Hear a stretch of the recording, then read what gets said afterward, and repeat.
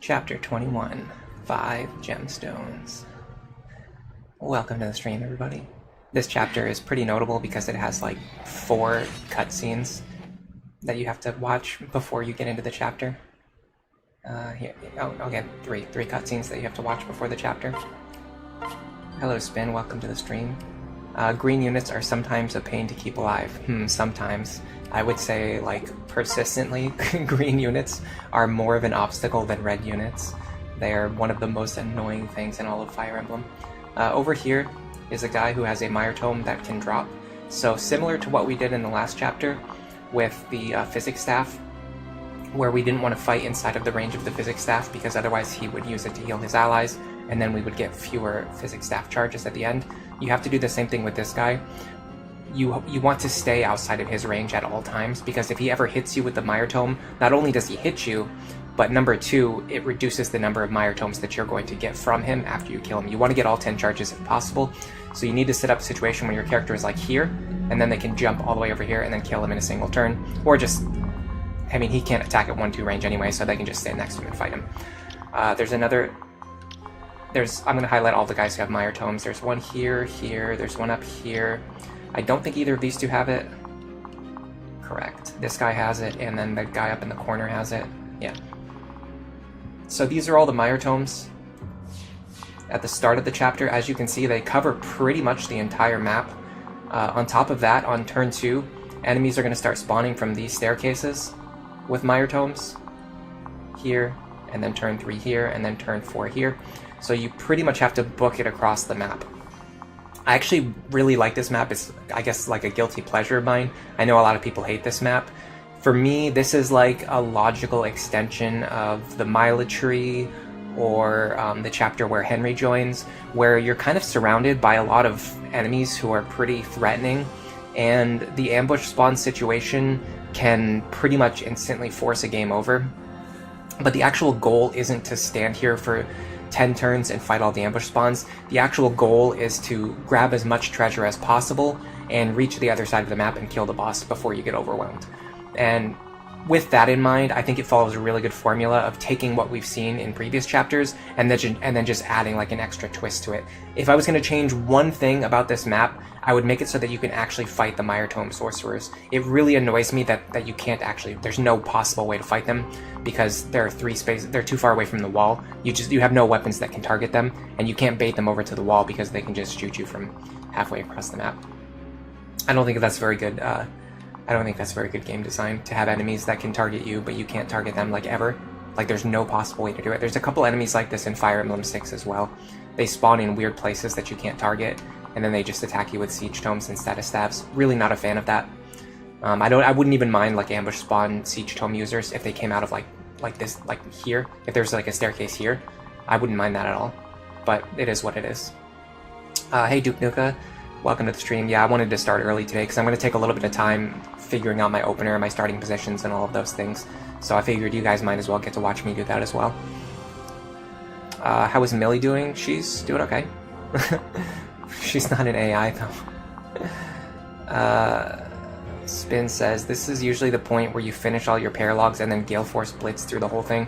Yeah, like we could make pretty good use of Galeforce to punch our way through a lot of this, and what I do want to show off is that if you get rid of this guy and this guy on turn 1, you have a lot of safe territory to stand on. So really your goal on turn 1 is to get rid of basically all of these enemies that are threatening your group. This guy right here is probably the most difficult one to get rid of, but you can set up over here.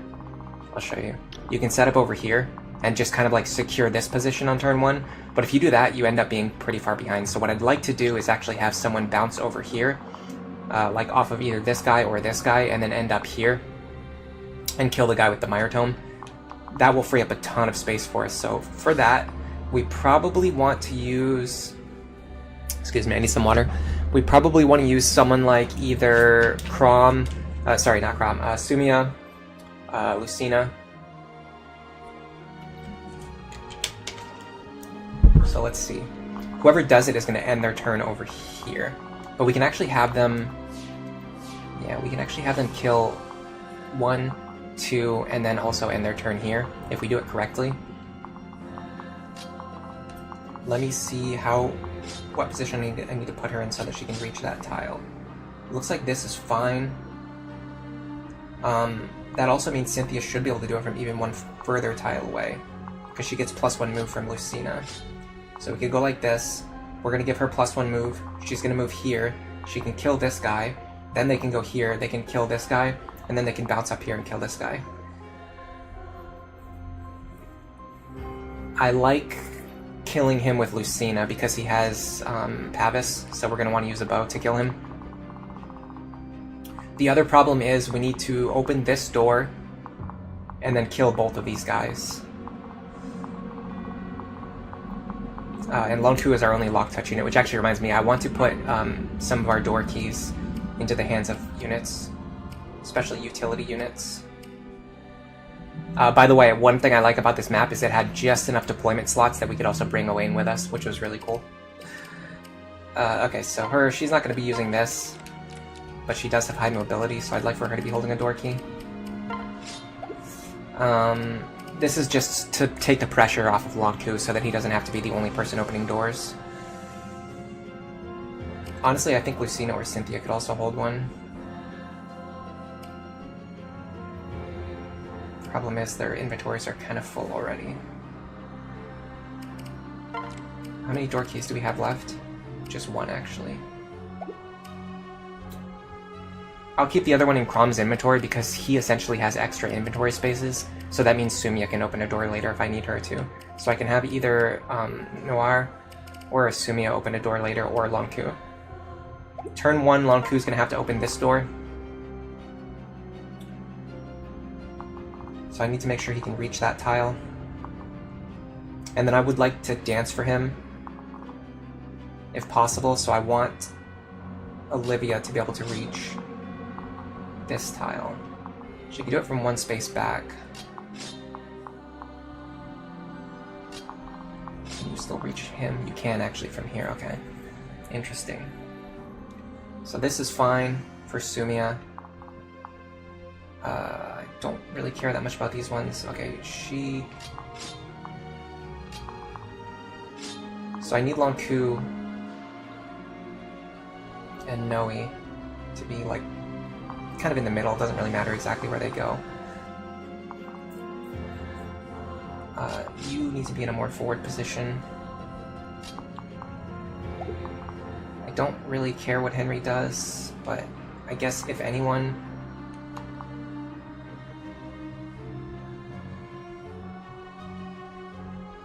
I'm trying to think if there's anyone who could make better use of this position here. Probably...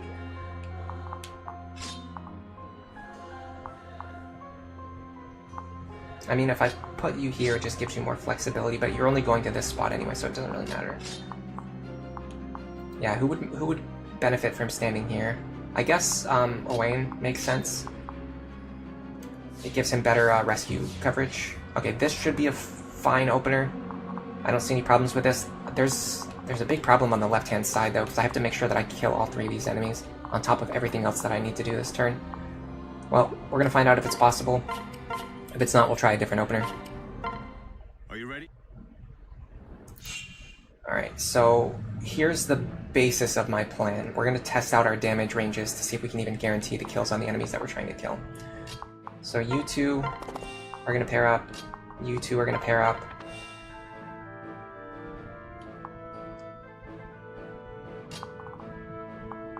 Can you kill him? Well, no, that's not how I want to do it. Plus, you can't kill him anyway. But the fact that he has Nosferatu and Vengeance makes him really scary, by the way. I would like to be able... I mean, there's no possible way to one-shot him, that's the problem. I could longbow him. So we would start with this. We need...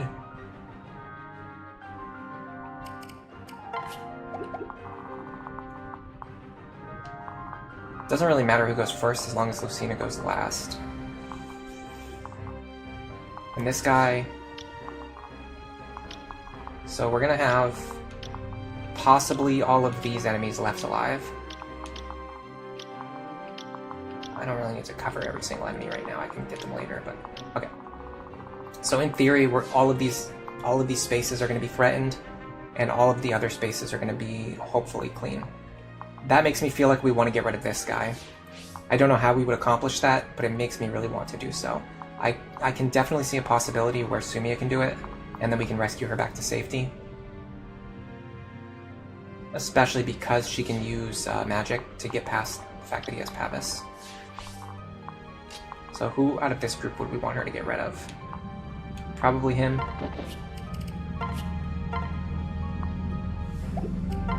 Silver Bow. God, we do like no damage at all.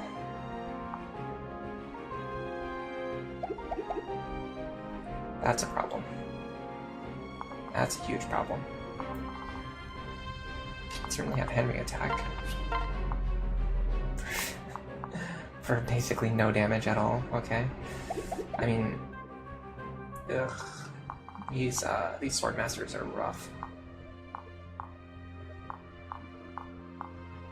The problem is they have good defense and resistance, or like balanced defense and resistance.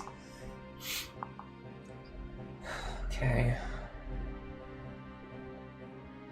I mean, that makes me question whether we can even really get rid of this guy, although his resistance is lower.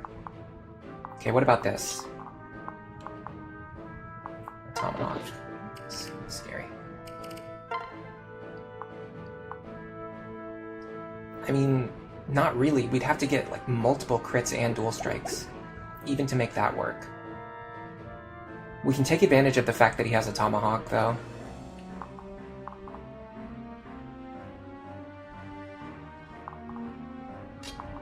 We can go like this.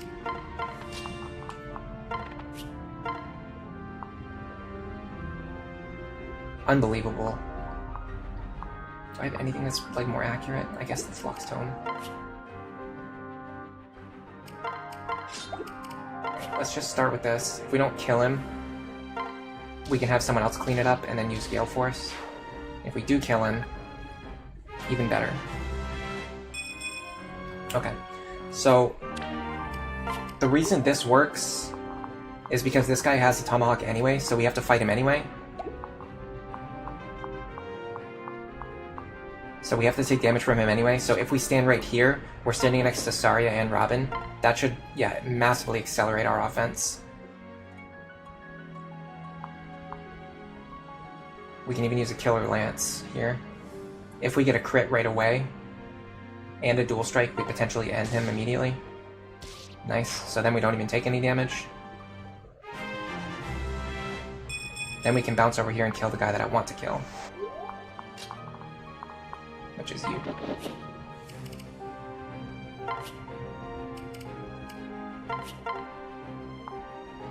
Arc Fire.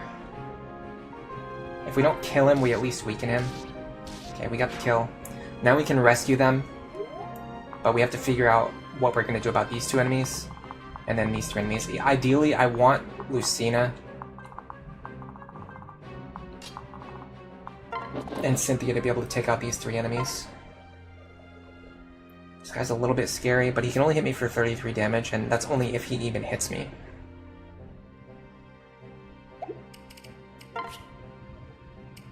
What has the highest attack? Parallel Falchion, okay.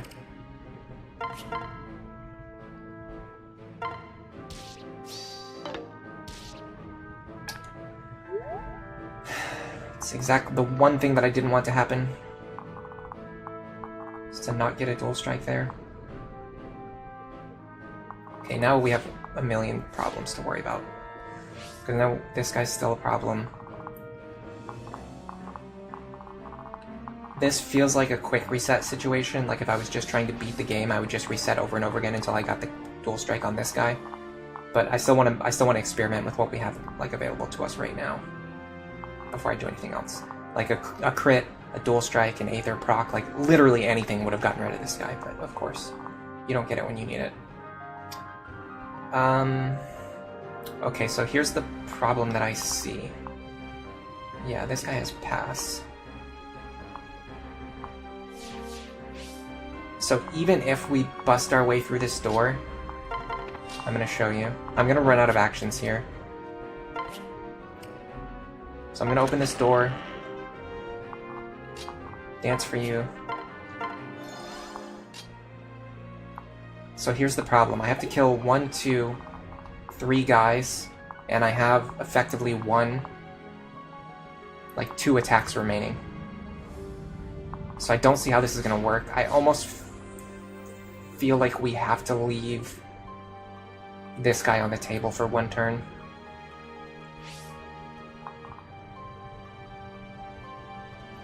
And just worry about cleaning up the other enemies first. I don't even see how we get rid of these guys.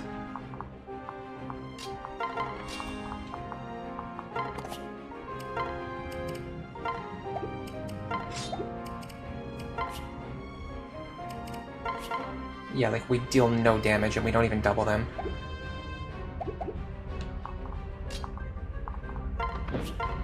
Even Longku doesn't double them.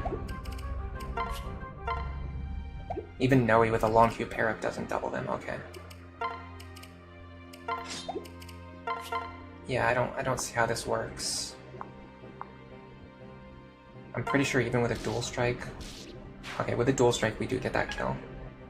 That's something, I guess.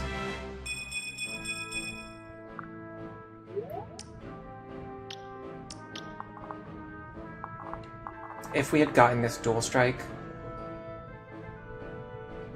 we could bounce back over here and use Cynthia to kill one of these guys, or we could have used her to kill one of the guys up here, or we could have used Sumia to kill one of the guys up here if we don't need to get rid of this guy, or if Cynthia could get rid of this guy. There's a lot of divergences that we could have made. If this guy doesn't have pass, what you could do is kill this guy.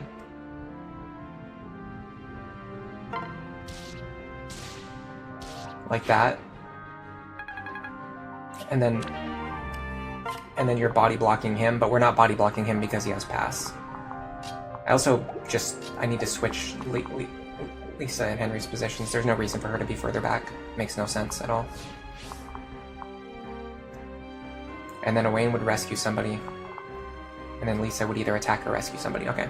I have some ideas about how I want to refine that opener.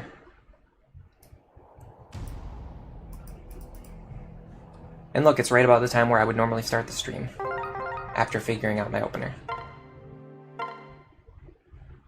So we're right on pace. Okay, so first thing I need to do is switch these two. Next thing I need to do is... I have no idea.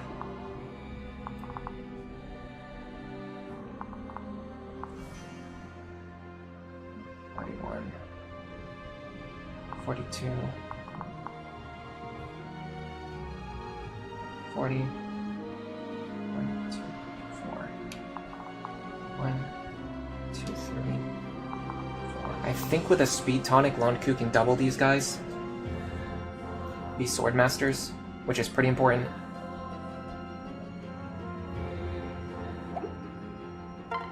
Is there anyone else who's like close to the threshold?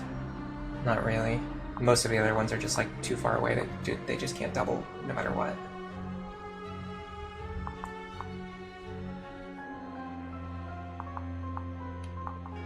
Doesn't that mean I should have been able to do it with this? No, it only gives strength, not speed. So I have speed tonics. Yeah, I've got a couple. Alright, that's worth it. Alright, with that in mind, I think Cynthia goes first.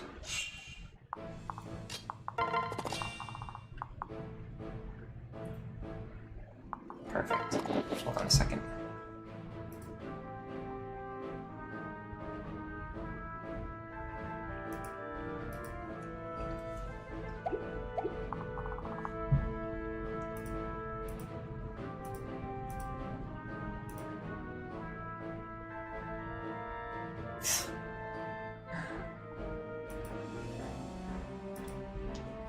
Aegis and Pavis, what do you know?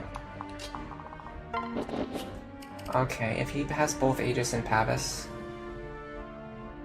I probably... 58, 48. I think I want to bait in attacks Yeah, in this direction.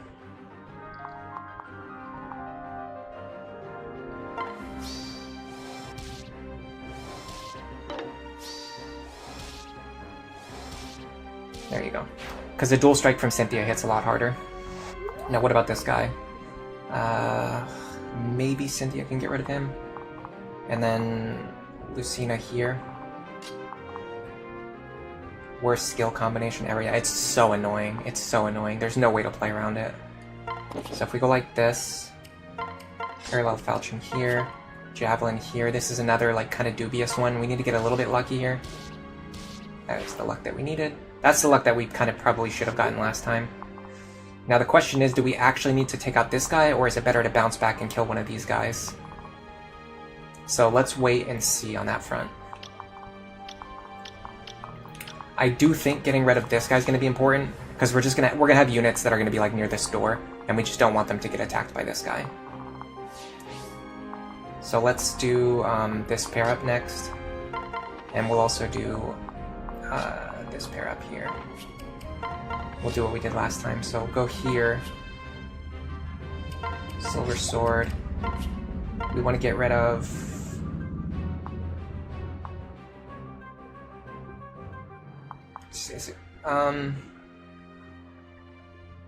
which one do we want to get rid of? Probably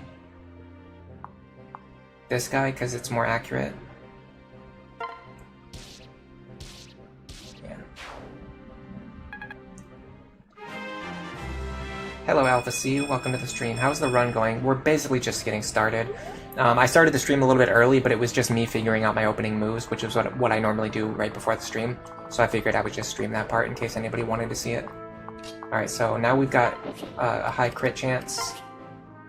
So we can do this. Killer Lance. If we get a crit and a dual strike here, it actually won't work because he has Pavis this time. So we probably need to get a little bit more lucky this time.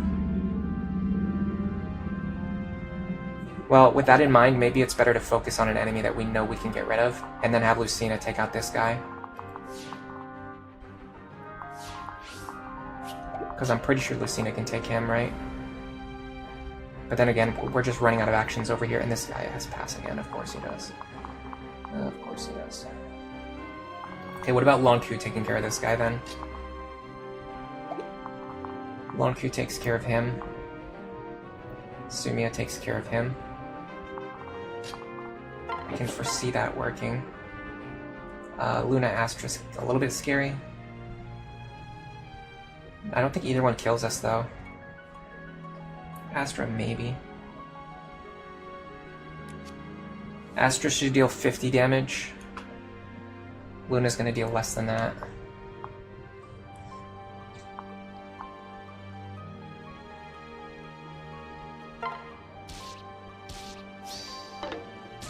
Plus we have a chance to dodge anyway, yeah. Oh, what an amazing level up.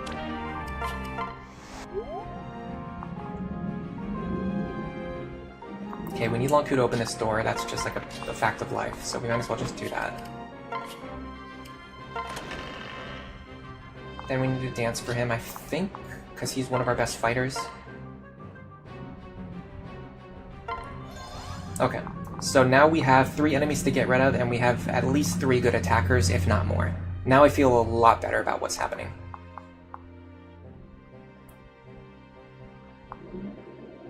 This guy having counter is kind of tricky. It makes me feel like we need Long Q to kill him. And then what happens?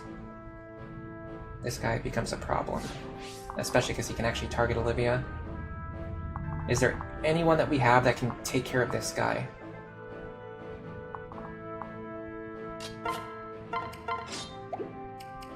Honestly, I have a suspicion that Lisa can do it. She can't take a hit from that tomahawk. Okay, what about you? He doesn't have counter. So we can actually fight him in one range. In fact, it might be better to do this.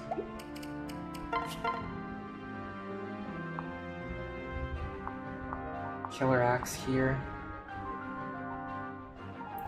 It's just frustrating because he has Pavis, the one exact skill that blocks what I'm trying to do here. If we don't pick up this kill, I think Lisa can finish him off. Okay, we got it anyway. That right there is just the power of solidarity. Standing next to Robin.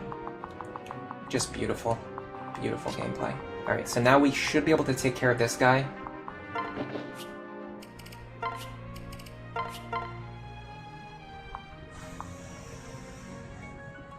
I'll go Arc Fire. Just need one dual strike and we got it. Okay. So...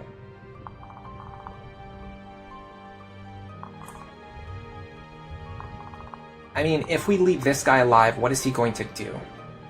He's going to hit someone for 39 damage, and all of my characters are on full health. The only one who would be threatened is Wayne, and he doesn't die. I think we can actually leave this guy alive this turn, and stick to our original plan of going up here and taking out this guy.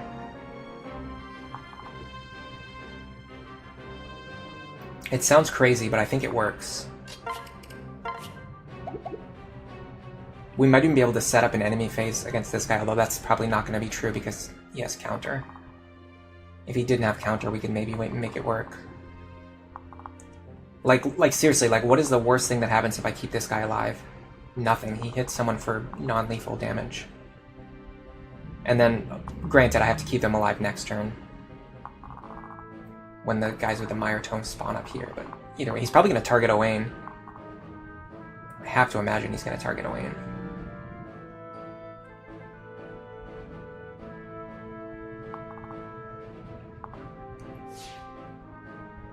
I could even do this. I could go here. No, I can't, because I don't have... Oh, I have pass. Yeah, Lonku has pass. I can actually go...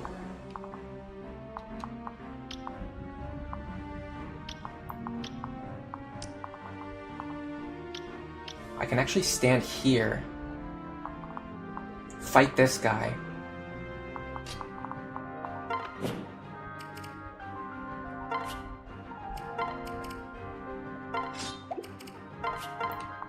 While setting up an enemy phase against the other guy on the other side of the wall. Problem is I need a dual strike here to guarantee this kill, and I also need to not let him heal with Nosferatu. There's a lot of problems with this plan. And then also if I take damage...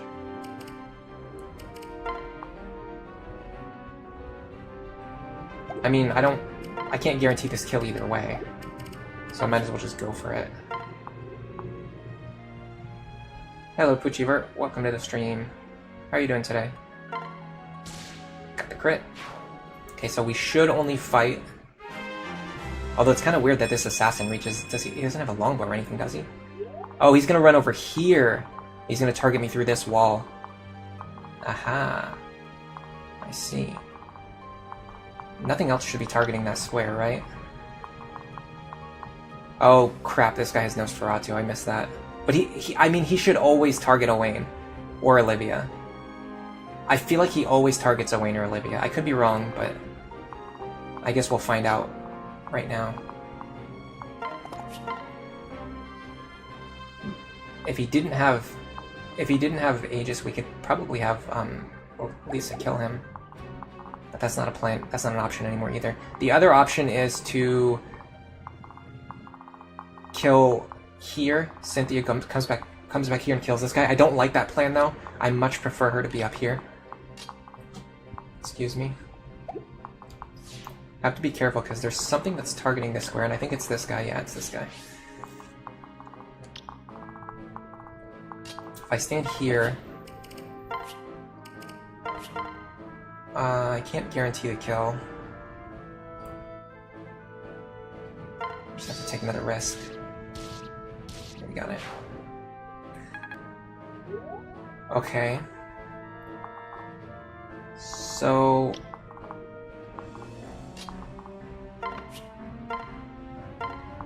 pull her back to safety.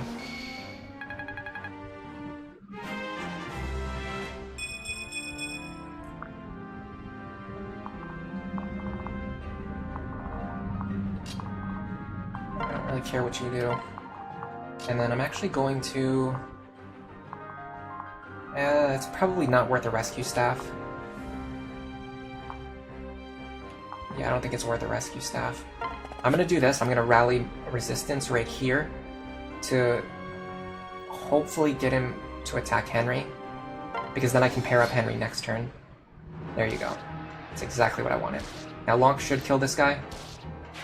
Very awesome. That was a really good position for Lonku that turn. Okay, so here's the big problem now. There's going to be enemies who are going to spawn here, and I can't remember if they move or not. It's been a while since I played this chapter. Let me go to the reinforcement spawning section. Mire Tome. Oh yeah, okay, these guys do not move. These guys do not move. And the Mire Tome has, I think, a range of 10. Yeah, a range of 10. So if you count the tiles, you can actually see what squares are threatened here. 1, 2, 3, 4, 5, 6, 7, 8, 9, 10. Pretty safe over here. We're not going to be standing in any of these tiles. Like in any of these corner tiles. I am going to put Lonku up here. I have to get him over there, though. That's the tricky part. In fact, I don't know if he actually reaches. I think I might have to put Noe in the lead. Which is tough, because I don't think she can fight this guy as well as Lonku can. Could do this. Well, hold on. He's got 7 move. 1, 2, 3, 4, 5, 6, 7. Oh, I also have to heal him too. I have to dance for him and I have to heal him. Right? I mean, how, 39 minus 7 is 32. Yeah, I need to get him above 32 health.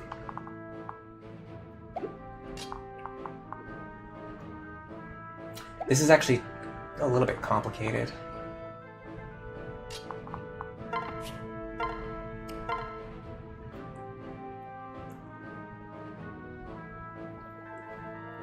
Oh, Wayne getting stuck in this room isn't good either. Okay, what if I have him grab this chest next turn, and grab this chest this turn? That actually makes more sense to me. And I can also set up an enemy phase. What is threatening those squares? Is it just this guy? Is it just the Thoron guy? No, it's also the Bolganon guy. Okay. I'm at the point now where I have to highlight all the enemies on the map, because I have to be very careful not to make any mistakes. I can potentially open the chest while setting up another enemy phase with Lonku. And then next turn, I can have him run up here, grab this chest, and then just rescue him back to safety. That's the theory anyway. Hello, Vivi Cooley, good morning to you. Aid, welcome to the stream. You say it would be diabolical if they could move. Yeah, it would be even more insane if these guys can move. I'm glad that they can't. By the way, there's ambush spawns coming on turn 5. Let me just double check that so I make sure that I'm ready when that happens. It is... yeah, it's turn 5, okay. Okay, are there any squares that are only threatened by one of these guys? I don't think so. I think these guys overlap, right? Yeah, unless I could get over here somehow, which obviously I can't. I can't draw these guys out one at a time. So the best thing to do is to grab this chest from this position. The question is... It might be better to grab it with Noir, but I can't do that anyway. Oh, you know what I should do? I should set her up to use her door key to grab this one next turn. That way there's less pressure on Lonku. So let's go here first. We have to get this chest this turn. And do we have to? I mean, we could get it next turn. Might be better to kill this guy right now. And then we can get both chests next turn, but that's also gonna mean we're not gonna have any like extra rescues left over if we're grabbing chests next turn. So that is one consideration.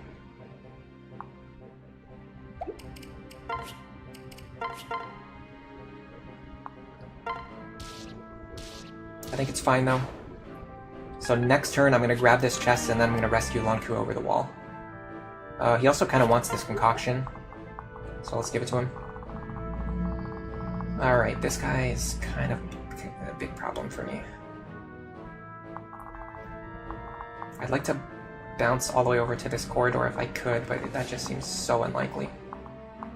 What about a character standing here who can fight both of these guys, Thoron and Bolganine? The problem is they both have Both have Luna Plus. Hello, Ballistic Monkey. You've been watching my content as you replay through Awakening Lunatic. I inspired you to try Lunatic Plus after you're done. Ooh, good luck with that. It's really tough. Your first Lunatic Plus run is going to be very tough. But I had to do it with like no resources at all.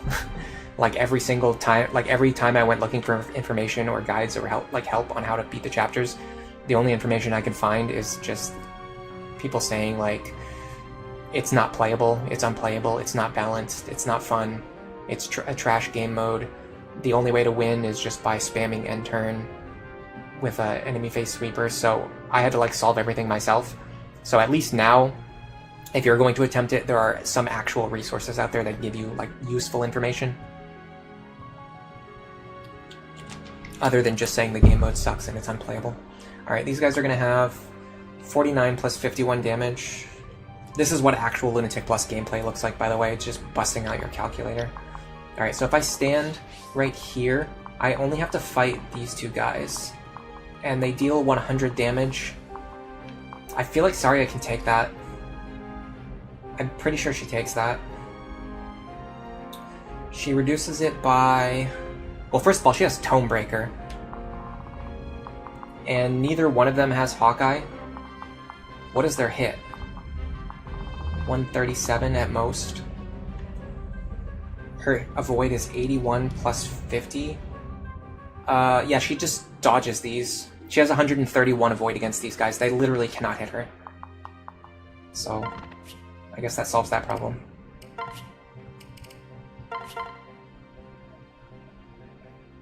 Get rid of this guy. We dance for her. Then I'm going to put her over here. I don't really need to use Nosferatu, honestly, because they're not going to hit me. I'm so confident that they're not going to hit me, I'm not even going to equip Nosferatu. That's how confident I am.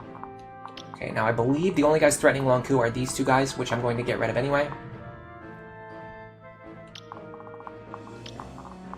If someone can... that's not going to work because he has counter. Okay, so right now I'm basically just going to have to remove these two guys and then get all of my characters to the edge of this range.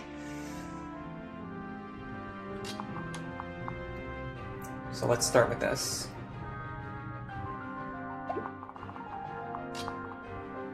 I'm very reluctant to move Owain into this room because I already need to get two characters out of here.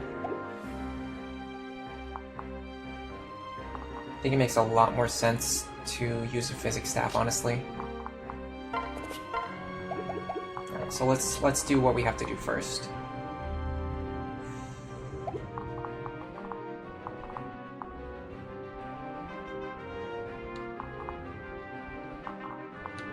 I can kill this guy with a javelin. I can honestly do it from here.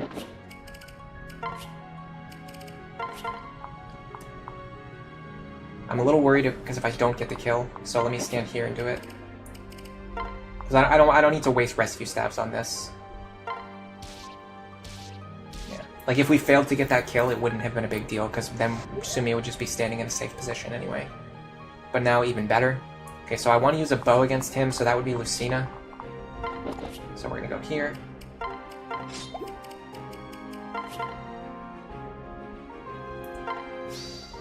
Nice Aether proc.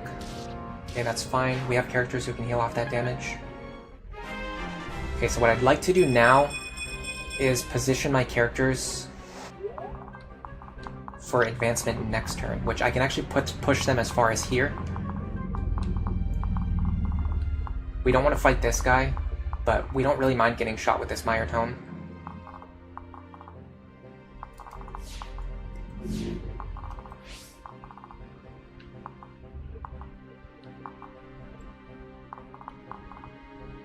So I want you here.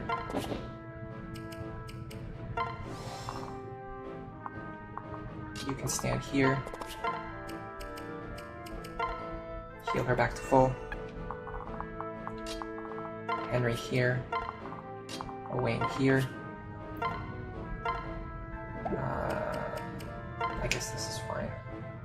Is this fine?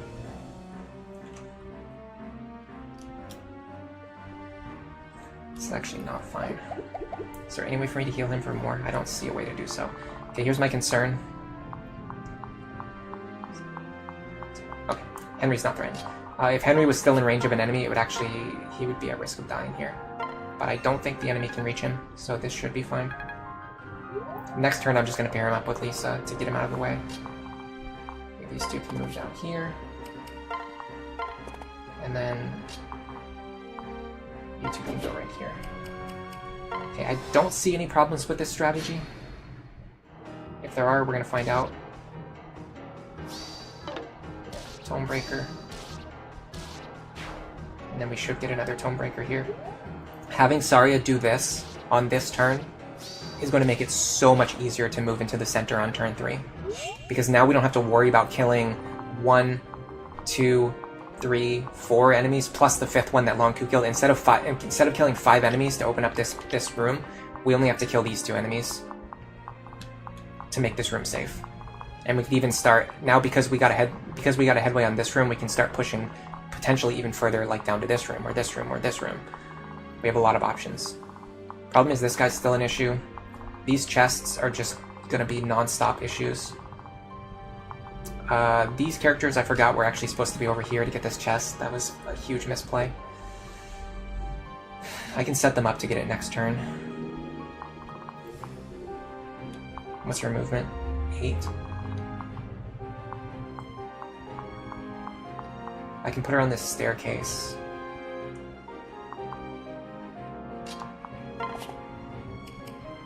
Have her rally. You two pair up. Okay.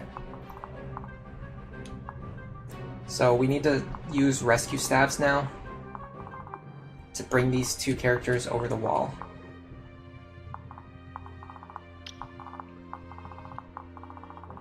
As long as the characters standing here have enough health to survive the Mire Tome, there's no issues. So I'm going to do it this way. We're going to grab Lonk.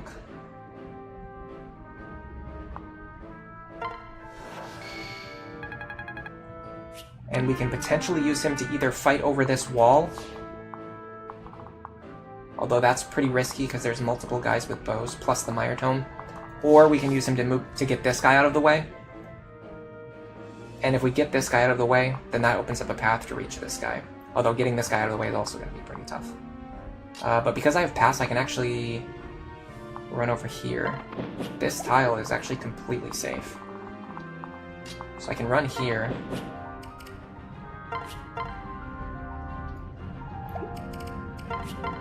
If I can get his health up, which I should be able to do with Cynthia.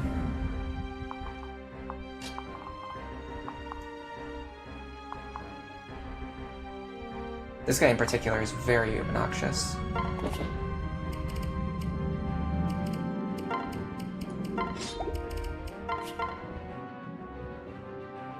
I'm really hoping for a crit, dual strike, or Aether proc. Okay, that's perfect.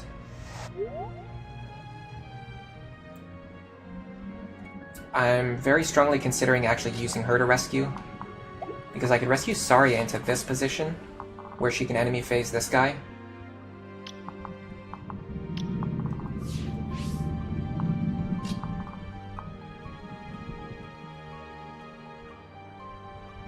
In fact, if we do that... Oh crap, I forgot to open this chest.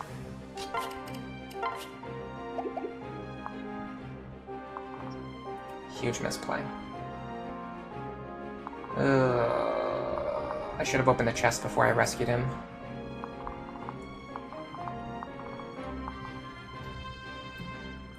These chapters are so, like, brutal when it comes... Okay, I'm pretty sure I can just have Noir on chest duty. I can have her grab this chest, rescue her. Then I can have her grab this chest, and then rescue her, although she would need another door key. I can't get another door key into her inventory very easily.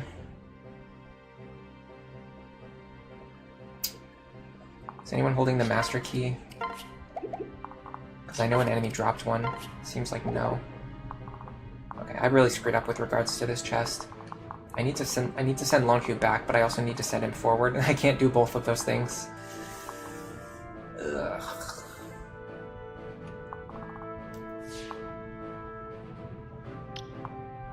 Who else threatens this square? It's unfortunately a killer bow. I can't face that. Yeah, I'm not sure what to do about this chest now, because I really messed up by rescuing Longku first. I didn't even need to do that. I can go grab it now. I can try to recover, but it's really stupid to do it this way.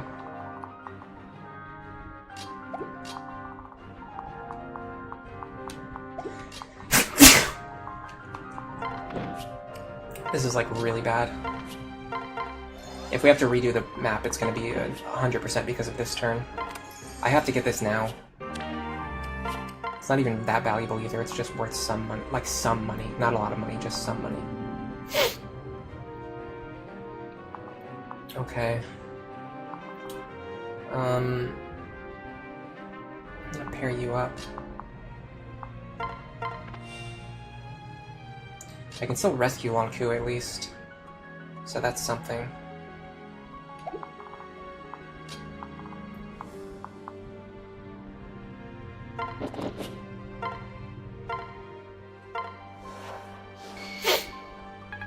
Actually, don't want her here. I want her. Well, here's the thing. Can she actually take both of these guys? No, because of course he has counter. Just stop checking. Just stop asking. Stop bringing it up. They literally will always have counter. Every single time you don't want them to. Man, physical fighter would be better here. I'm just gonna have to rely on dual strikes or crits. In that sense, probably the Ruin Tome is better. But then I can't trade it back out of my hands. I'm just gonna bank on a dual strike here.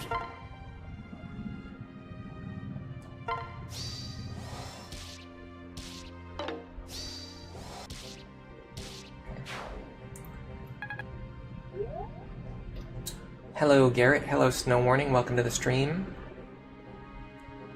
What have you missed? Not very much. We're just kind of messing around today. I've already messed up big time. I actually rescued Longku over this wall, and then I had to use my dancer to get him all the way back over here to get this chest. I specifically kept him over here to get this chest, and then I rescued him out of there before opening the chest. So if we have to restart today, it's going to be 100% because of that reason. But, oh well. Okay, well, you can actually get over here, which is nice. But if I'm going to do that, I would like to heal Lisa.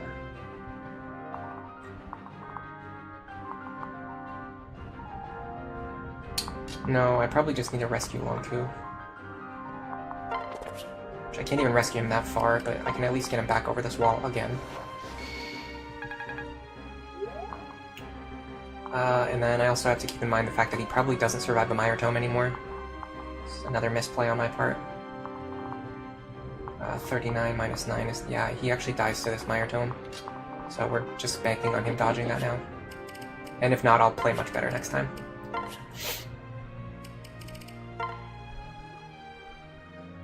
Should be fine.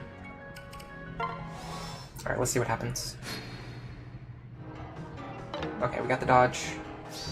That was pure luck. Making up for our repeated misplays. Perfect. Okay, it is turn 4. We have to grab this chest this turn, because if we try to grab it next turn, it's going to cause serious problems for us. Oh crap, I have a door key, not a chest key.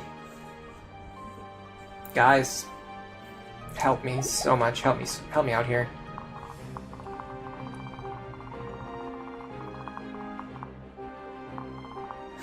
We're gonna have to restart. I mean, there's no way, right? Like, there's no possible way. I mean...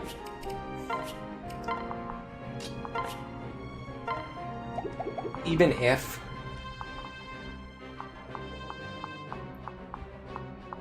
yeah, even if we could do this, we'd have to rescue both Olivia and Longku.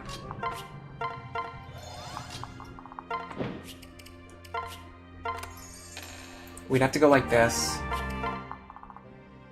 Then we'd have to rescue both Olivia and Longku to safety. And then both into tiles that are not threatened by this guy. Or at least Longku into a tile that's not threatened by this guy again. Because otherwise he's just risking getting killed again.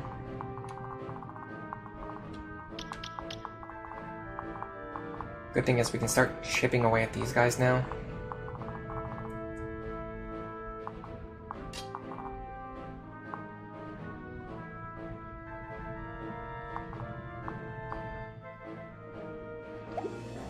Honestly, getting rid of this guy is probably the highest priority. Because of him having counter. There's just no way to enemy face him. Oh, cool. Yeah, this attempt has already gone so far down into the dumps. Okay. Well. Alright. I can't even reach them, can I? No, I can't. And that is this is my rescue staff user too, so her failing to trigger Galeforce just causes a chain reaction, which causes even more problems.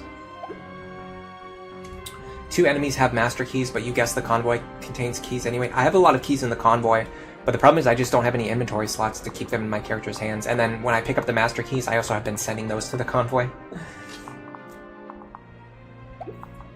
I also don't like to use the master keys because I prefer to save them in case I need them later. Alright, so this right here kind of screwed me. But this makes me realize that I have to put Strength Tonic on her, because if she had a Strength Tonic, she would have gotten this kill.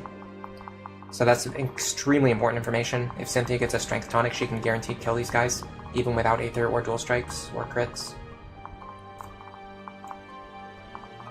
Alright, let's reset with this information in mind.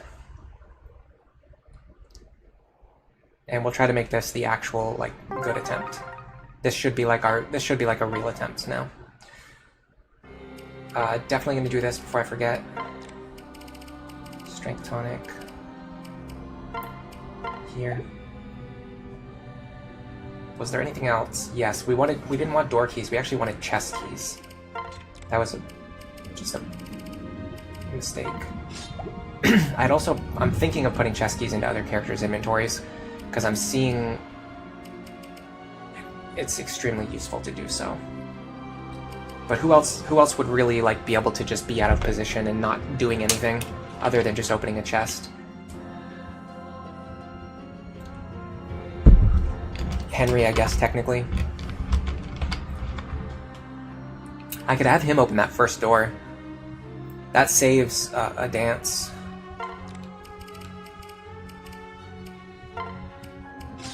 Like, what if we do this? Can Henry reach this tile? I'm sure that he can. Yeah, I could even have him stand back one tile. So Henry opens this door. And then that frees up Olivia's action.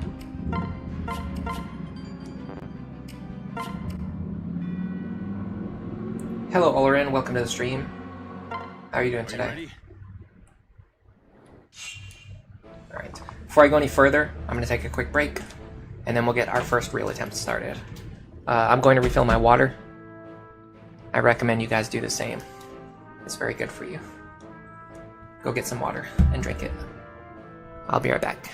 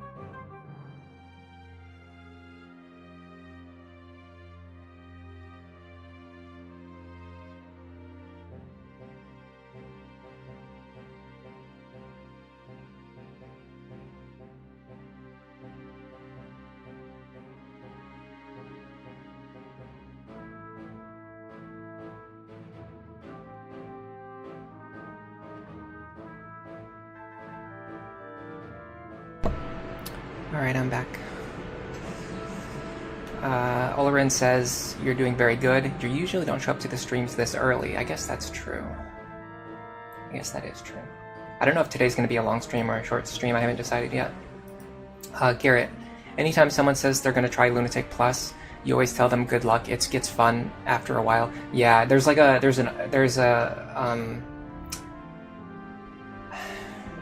what's the word I'm looking for? There's like an entry cost. Like you have to put in like a pretty serious amount of time into Lunatic Plus, like before it starts to actually become fun. It's not like immediately fun. Like you have to really, you know, put in effort to learning the game and getting like good enough at it to be able to enjoy playing it. And the fact that it doesn't really play like any other Fire Emblem game mode makes that process even more like tricky. Pretty sure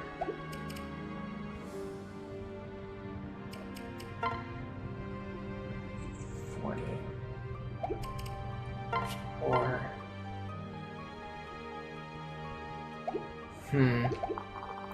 I'm trying to think which. Well, I want Lucina to be in the lead at the end, but it also doesn't matter because this Mire Tome guy can't counter anyway. So does it really matter which one of these two takes damage? I guess Lucina taking damage is better. I'm pretty sure Lucina taking damage is better. Nicely done. We avoid taking damage anyway. So then we go like this.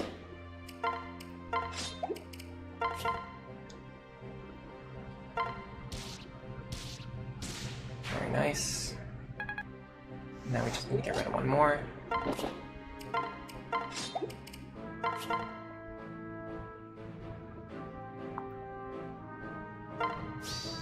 Very nice. It's just those layers of RNG, like you're getting a crit, you're getting an Aether proc, you're getting a dual strike. Something eventually has to go right. Okay, so if I get Henry to open this door, that takes a lot of pressure off of my other units. This guy is still extremely scary. In fact, he has the 3 most terrifying skills he could possibly have. Luna Hawkeye and Vengeance with a Nosferatu tome. You have to one-shot this guy, or there's a chance that he's just gonna ruin your life. But there's nothing I can do about that, so I don't know. Just have to accept it.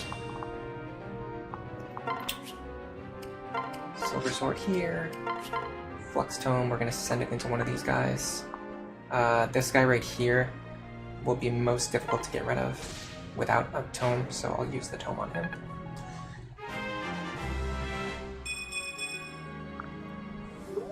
Now, this guy doesn't have counter, so we should be able to one-range him.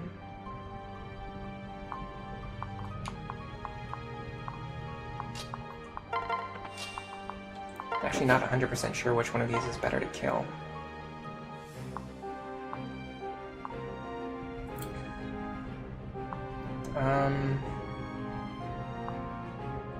Honestly, probably him. He feels like he's more threatening to other characters.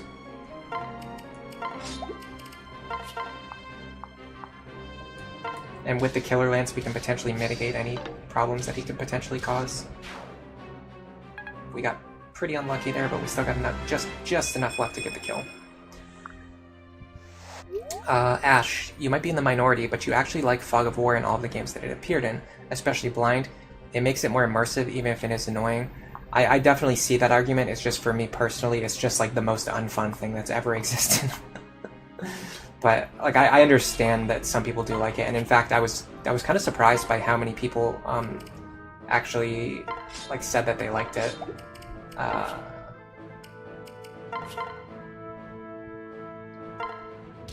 I mean, there's no reason not to do this. When I did my what am I thinking of? When I made my my video about the Fire Emblem 6 ROM hack that I'm working on, and I was talking about how I was changing the Fog of War to be less annoying, I was very surprised at how many people were like saying that they actually like Fog of War. I thought it was a universally hated mechanic, but I guess that's not true. But I definitely hate it. This is worth Arc Fire to me. There you go. It's probably, honestly, we probably get that kill with weaker weapons, and I'm probably like wasting more resources than I need to. But this guy's counter again, so we can't fight him again. If this guy didn't have counter, we could actually fight him on enemy phase this turn. But unfortunately, it's just not possible. Okay, so we have to get rid of this guy, and we have to get rid of this guy.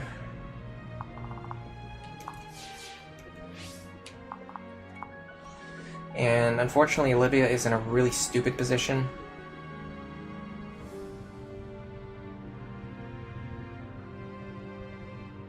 That makes everything that I want to do much harder.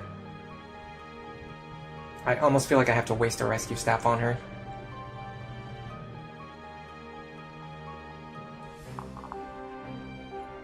I don't see any other way to do this. I could definitely conserve a rescue staff here with, like, smarter planning. I guess it is what it is. Okay. This should work.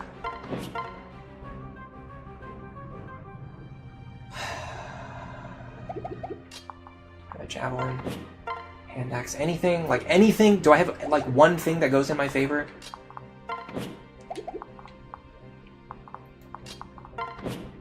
I should be able to get away with this. 26. This is so stupid. If Olivia was one square to the left, I could do this without wasting a rescue staff.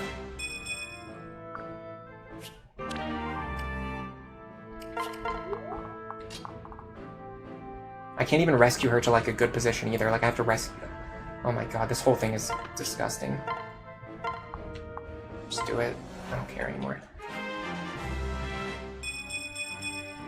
Now we need Longku to put in some more work.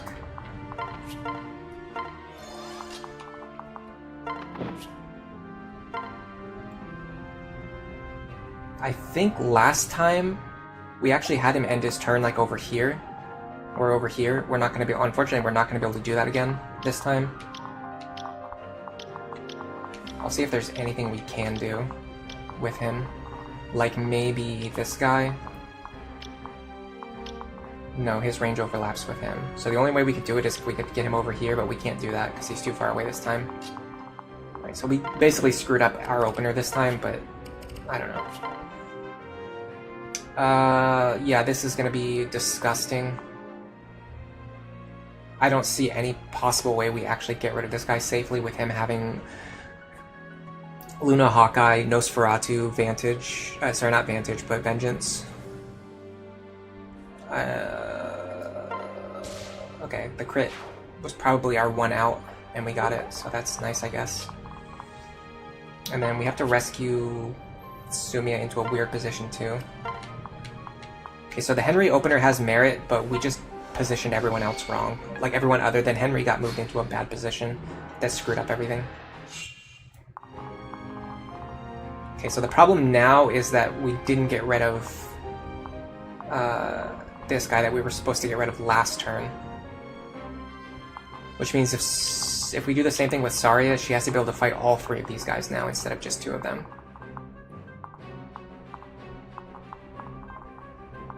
Which I guess is fine.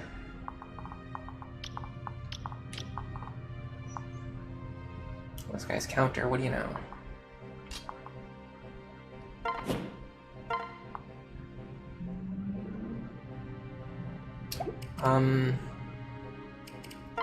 Don't let me forget to open this chest on the next player phase before I rescue Longku over the wall.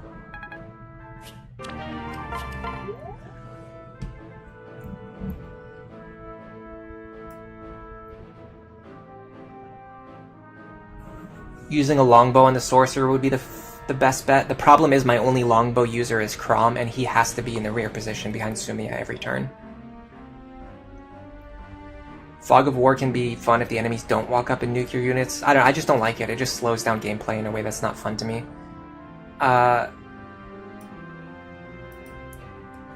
Let's see. It's not as bad when the game gives you tools to handle Fog of War and give you information. Yeah, but the problem is I don't want to go from having like 30% information to having 60% information. I just want to have 100% information. Like, I never want the game to hide information from me. If you actually know what's coming up, it's only a detriment in a blind run. Once you've experienced it, it's like Pandora's box. You can't put it away again. You know what's going to happen, and that's helpful. See, that's how I feel about ambush spawns. That is not how I feel about Fog of War. Because with ambush spawns, like, I know these guys are going to spawn here, and they're going to target 10 tiles away. The problem with Fog of War is that even if I know which enemies are in the fog, I can't see them, I can't see what they're doing, I can't see what tiles they're moving to. I don't know like what they're doing or where they're moving on any given turn. So there's still no possible way to really track that, like what's actually happening in fog. How do I get these two all the way over here? I guess... So, like, the only solution to play with Fog of War is to go extremely slow, which is just extremely unfun. Okay, and then I'm gonna dance for these two. And I'm gonna send them over here. Now, I feel like I probably need to use Nosferatu this time, because I'm a lot more likely to take damage. I might not even need to, but I'll just do it anyway, just in case.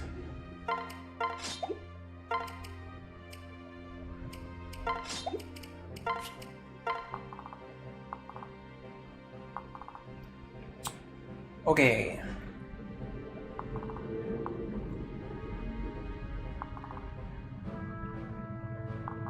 We're not super concerned about this guy. We do want to make sure Noir is actually in range of this chest. We messed that up last time.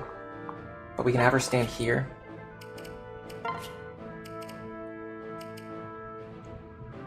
Honestly, whatever damage these characters do is not that important. I just want them to chip this guy while standing within range of this chest, which they have successfully done.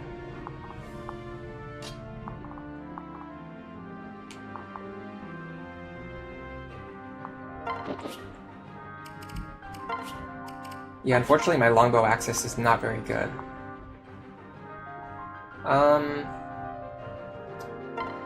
This should be fine. Yeah. Okay, also what we should have done last time was pair up Henry with Lisa right now, so we no longer have to worry about him becoming a Mire Tome target. So now we should be able to do this. Now this is guaranteed.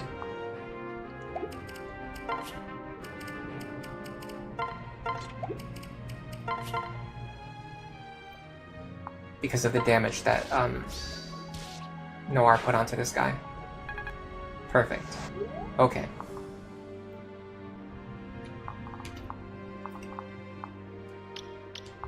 Now, there's no way to split up anything else other than just putting my characters.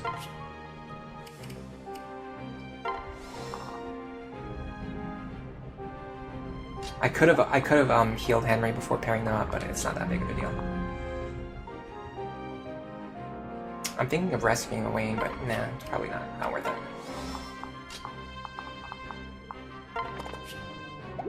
Over here makes more sense. I don't know who's gonna get targeted from this group.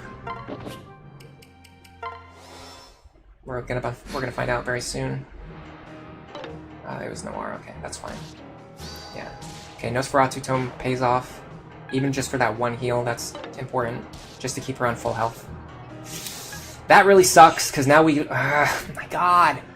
Every single time, just like one small thing has to go wrong. Okay, that really sucks, because now this guy right here is an extra obstacle that we have to deal with now. Okay, we're gonna get this chest. I could actually have her stay here for one turn. if I'm gonna do that, I should have her fight this guy.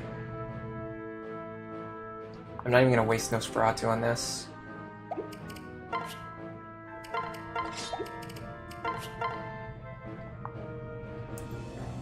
If we don't get the kill, it's fine, because somebody else will come over and kill him later.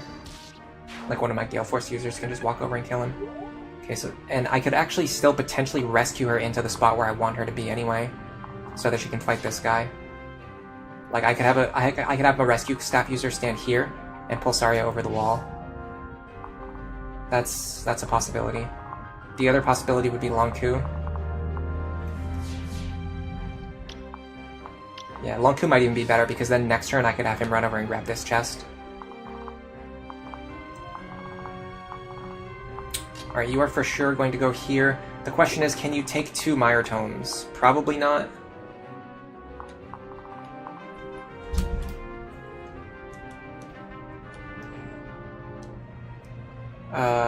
You're actually just short of being able to take it.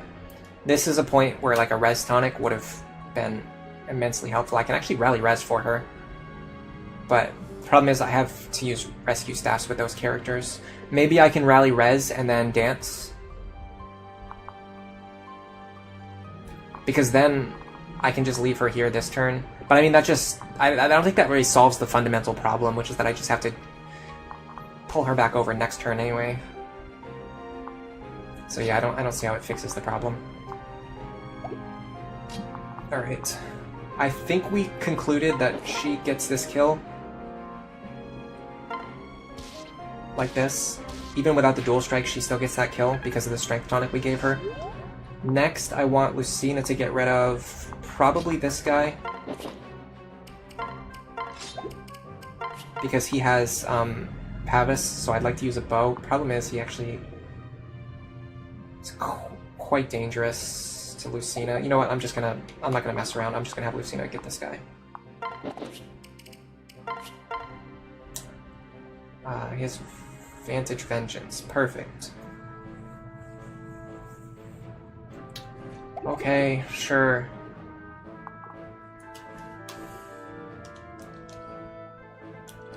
$27 damage. Plus 28. I survive. So even if he triggered Vengeance there, I still would have survived. That's what I was calculating, if you're curious. Okay, so this pair... I really would have liked Lucina to fight this guy, honestly.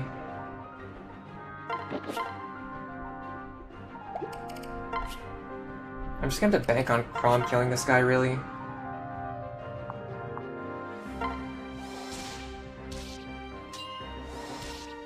Beautiful. Okay. So, this chest. Now we need... we can probably rescue them as far as we need to. But, like, we could rescue them back over here. Yeah. I'm gonna pull them as far as possible. Now... I'm wondering... Sorry if I... Oh, he has counter.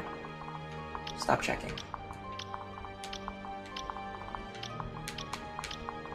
It's the curse of Lunatic Plus. Any single time, every single time you ever think, like, oh, if this enemy doesn't have this specific skill, I can do this strategy, and then you check, they always have it.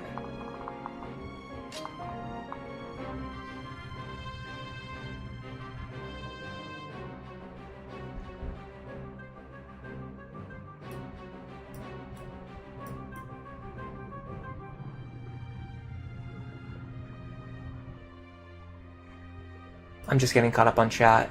You like the torch stabs? Yeah, torch stabs are cool.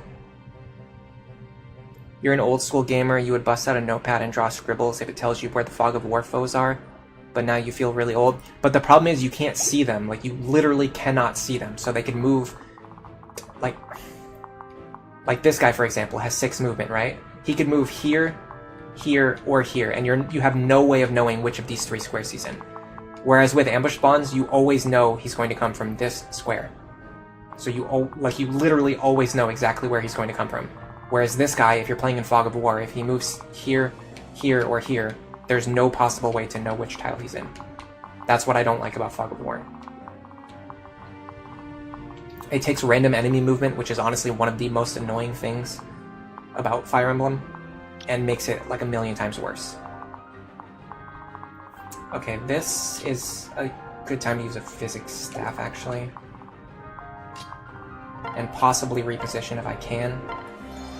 I actually can. Oh, in fact, I don't even need to use a physics staff. I can use that heal staff here. Perfect, even better.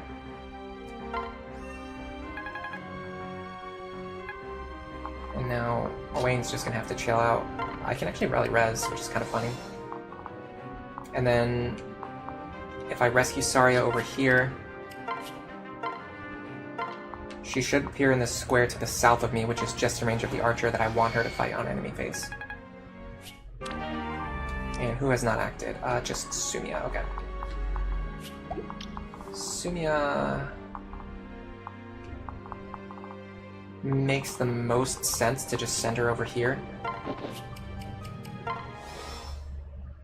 Okay. That's fine. That's fine. That sucks. That's saved me. Crit saved me.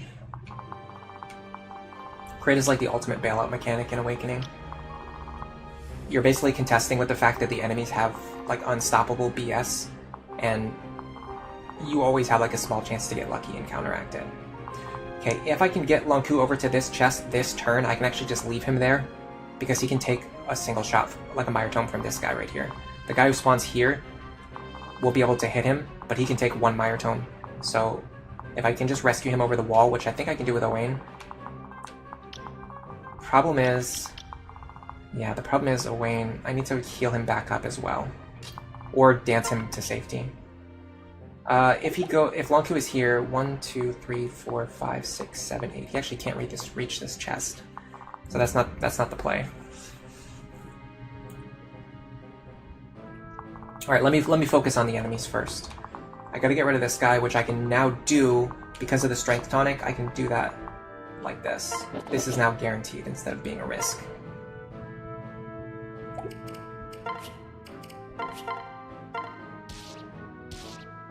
And of course we got the dual strike this time.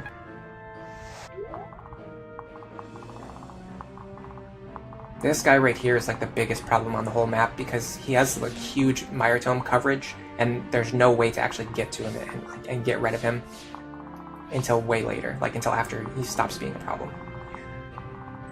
Okay. Now what I'd like to do is kill these 3 guys, and then set up enemy face sweeps against, like, this guy and whoever else.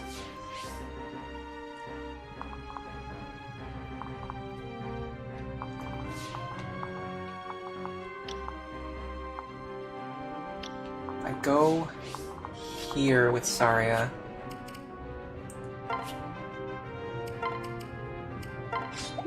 And I use Nosferatu. I can heal myself back up, and then also be prepared to heal off any damage that I take from the Killer Bell. I like both of those things. I think I have to...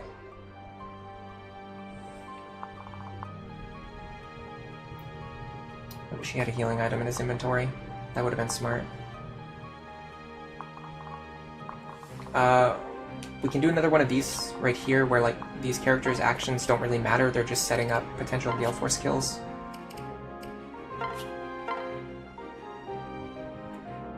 Like, even if we don't kill this guy, which we're not very likely to kill him, but even if we don't, it's fine, because we're just setting up someone else to come over and kill him with Galeforce.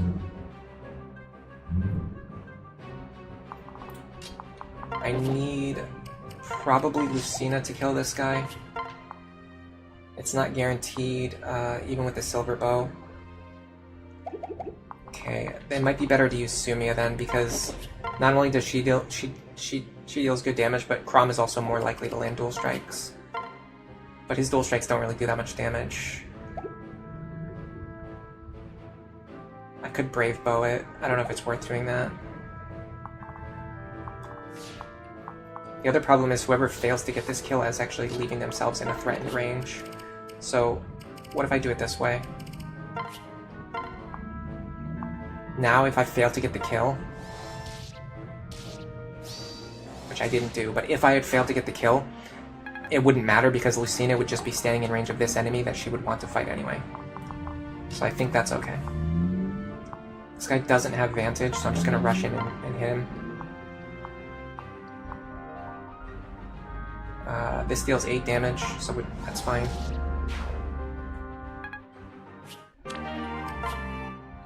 Okay, now I can put these characters into positions where they can enemy phase.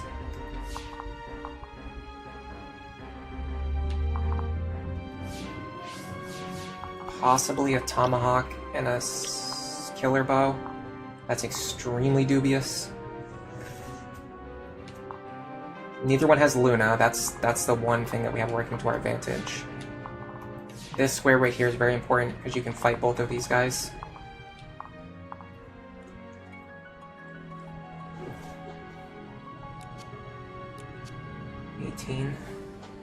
So 51 plus 67, no way.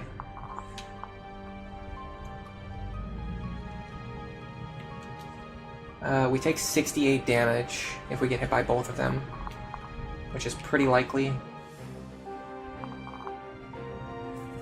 Yeah, I don't see a way to do it. What do I have left for rescues? Not very much.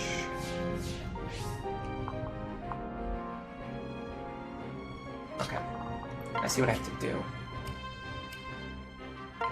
Go here. Dance for you. If you can grab Long Ku, like from over here. I don't know if you can reach him. You can. Okay, you grab Long Ku here. Long grabs this chest. He's threatened by 1 Mire Tome. I don't know if this is going to use my Master Key. I hope not. Okay, good. I'm going to put that in the convoy so I don't accidentally use it. Now this guy should shoot at Olivia. This guy should shoot at Long Ku. Owain is safe this turn.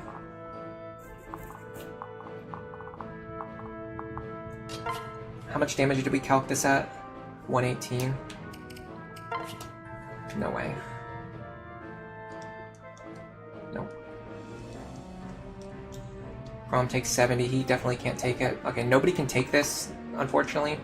What we probably should have done is gotten Saria over here if possible, and then these two characters would just have to fight like one or both of the like one of these guys. But unfortunately, that's not going to be an option. So we'll just hold off. We'll do it next turn. Although I think there's a guy who's going to spawn from here this turn. No, it's next turn. Okay, we're safe. Next turn, what we want to do is block all of these staircases. I'm going to heal him while I can. And then I don't want to waste Nosferatu charges, so it actually might be a good idea to put you here. Problem is, if he crits me, I might be in a lot of trouble. I can actually check that. No, I can't. Well, I sort of can. 27. Yeah, if he crits me, I'm gonna be in trouble. That's a problem. But I don't see how I can avoid that other than just like hoping I don't get crit. Like, I really don't see how to avoid that under these circumstances.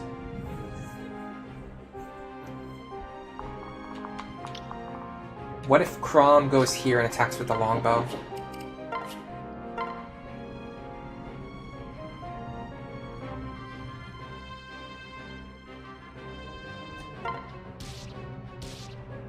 That sets up something for next turn. In fact, if this guy doesn't have Vantage, which he doesn't, now I still have to deal with Excalibur. Okay. This is extremely dubious, but I'm going to leave Lucina here.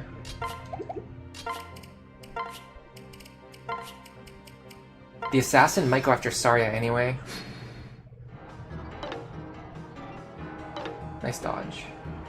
Okay, so if that crit me, I would have died, but I don't think I had any way to play around that other than just hoping I don't get crit. I also don't know what the crit chance was. Okay. Here's the problem now. All of these enemies are now moving. There's going to be enemies who are going to spawn from these staircases. The most important one is this staircase, because he's the one who's going to be able to reach your units. So let's see what spawns here. This is a berserker with a silver axe, so he will be able to reach 1, 2, 3, 4, 5, 6, 7. So this square right here is going to be threatened, and then 1, 2, 3, 4, 5, 6, 7, 8, 9, 10. Okay, so the Mire Tomes are not really a problem this turn. The only big problem is that, like, this square over here is threatened, which is fine, because we're going to be over here anyway. But we do need to, like, we basically need to clear out these guys this turn now. Like, everything that's left here, we need to either clear this turn or, like, set up to clear next turn. This Mire Tome shouldn't be a problem this turn. 1, 2, 3, 4, 5, 6, 7, 8, 9, 10. Kind of, but not, like, a huge problem. We can also get Lonku out of here of his own accord, which is great. We can help start setting up a kill against this guy. I'm not intentionally ignoring chat, by the way. I'm just really into the game right now. I mentioned this before, but I actually really like this chapter. This is one of my favorite chapters because it's so complicated, but it's not really, like, unfair in its difficulty. I don't think. I personally don't think. I have 10 moves, don't I? Interesting. If I do this, unfortunately, I can't really guarantee this kill. 17 times 2. No, 17 times 2. It's 34.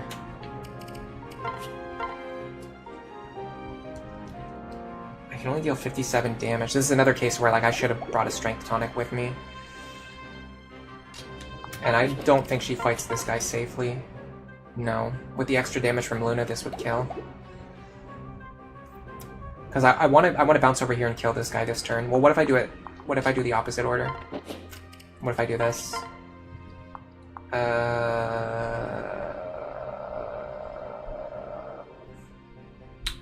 I really want to get rid of this guy this turn. He's a huge problem. What if Lucina does it? Okay, so what if I do this? This kill's guaranteed.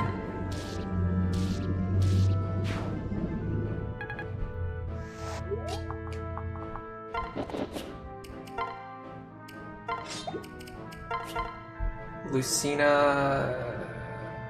I mean, she can at least fish for a kill here.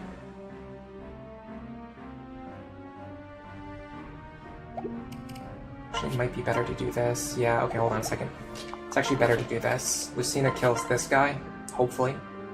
Nope, because he also has... You guessed it, Aegis. I guess I just fish here then.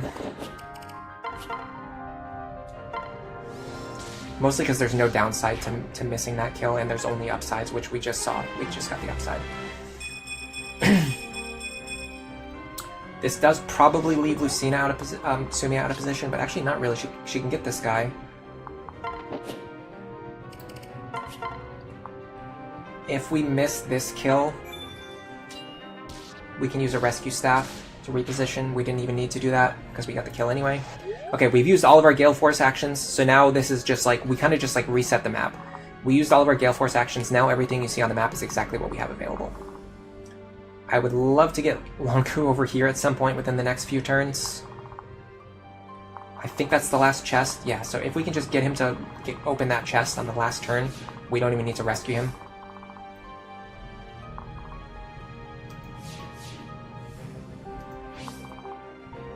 There's not really any good targets for her to dance. So I'm probably just gonna...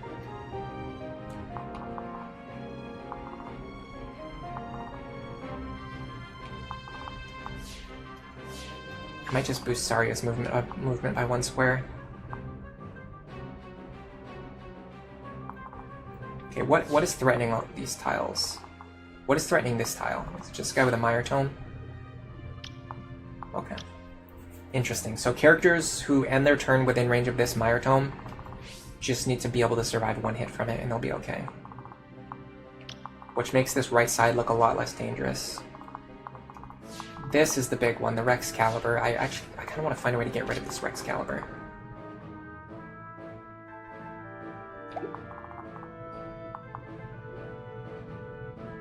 This might...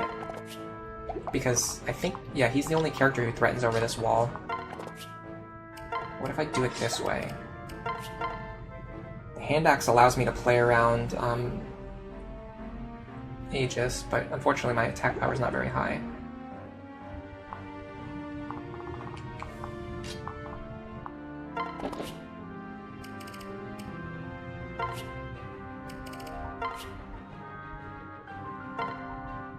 I think we just do this.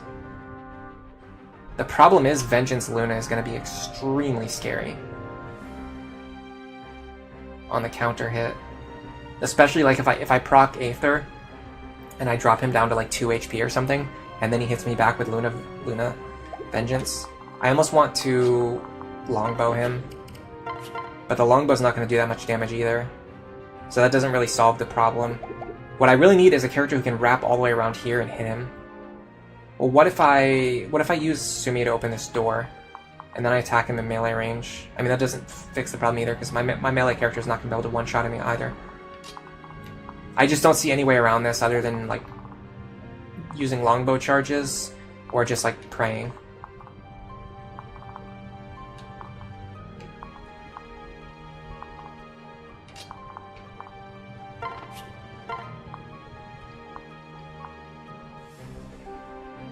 I'm gonna ruin here.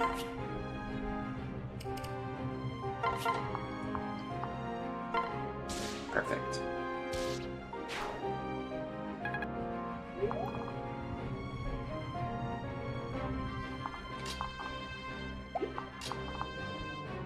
I can actually have Henry grab this kill, I'm pretty sure. Can I do it in a way where I can dance for him? No, that would be better. Alright, I'm not gonna do that because I need Lisa to be in the front position. I can have her grab this kill though.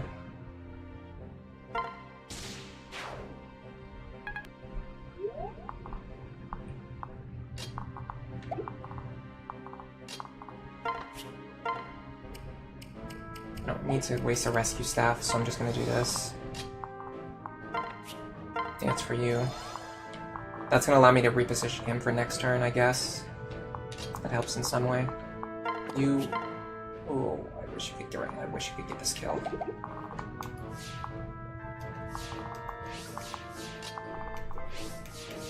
Okay, well, if you can't do it, it might be time to bring Crom in.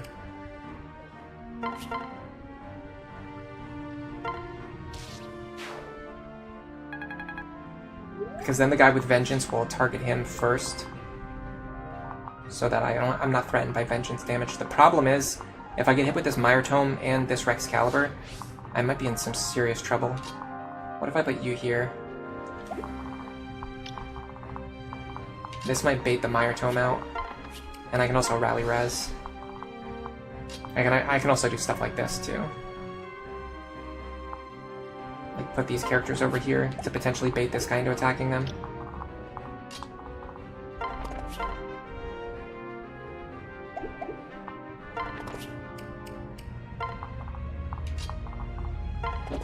I don't want to attack him, but I want him to attack me. That way I don't have to deal with Vengeance. Okay, perfect. He went after Owain anyway.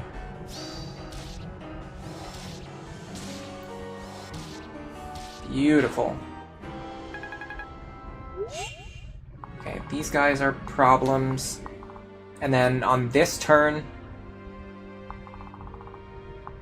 there's going to be enemies that are going to spawn from these 4 stairs, so we have to either block them or get out of here. I feel like we have to block them, which also means we have to either... Well, we can survive a combat against this guy, so we just have to put someone here who can survive a combat against this guy. And then we have to block the other stairs too while we're here, though, which is a little more tricky.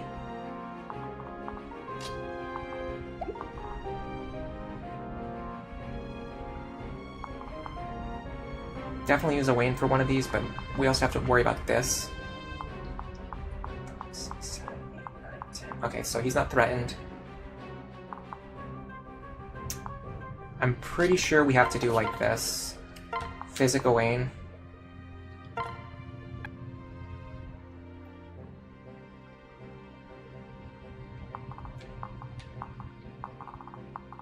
I can get rid of this guy this turn.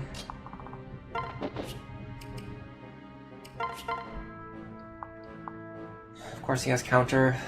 If I crit here, I would actually kill myself. Because I would deal 63. If I crit here, that would one-shot him. But if not, I also never kill myself even if I don't crit, so this should work. There you go. Beautiful. Okay, I'm gonna actually just jump back up here, I think, and just let Owain heal me. While I do that, I'm going to set up enemy phase. Of course, this guy has counter.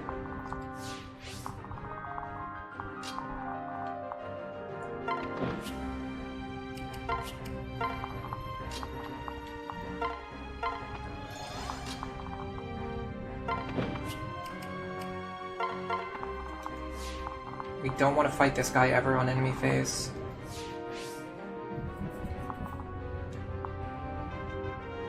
What do we do about this guy? I have no idea. I feel like I should have had Long to open this door, so I could have run through here and fought these guys. They both have counter, by the way. They both have counter. They both have counter. Both of them have counter. That seems necessary. Alright, we're gonna do this.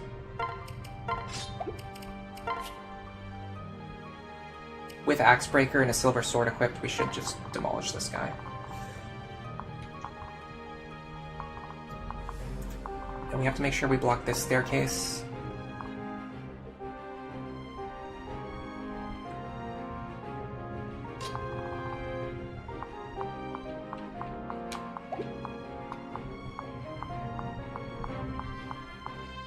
Okay. I actually need her to stay here. But I can do this. That saves me a healing action. Can you get on that staircase? You can. Okay, so you go here. You go here. This looks precarious, but it's actually not that bad. We might be able to fight something over this wall. I don't think the boss moves, does he? Because this is a kill boss map, right? Yeah, this is a kill boss map. There was no way they would make him move. Well, it doesn't say anything. There's no notes on his movement or his aggro. I feel like he doesn't move, but there's no notes about it anywhere.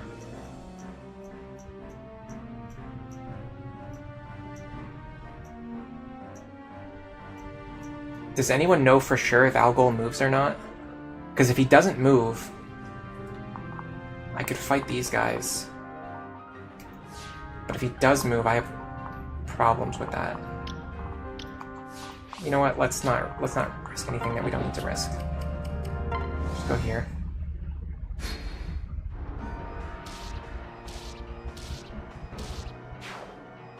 That's a really good sign that my Robin is underleveled.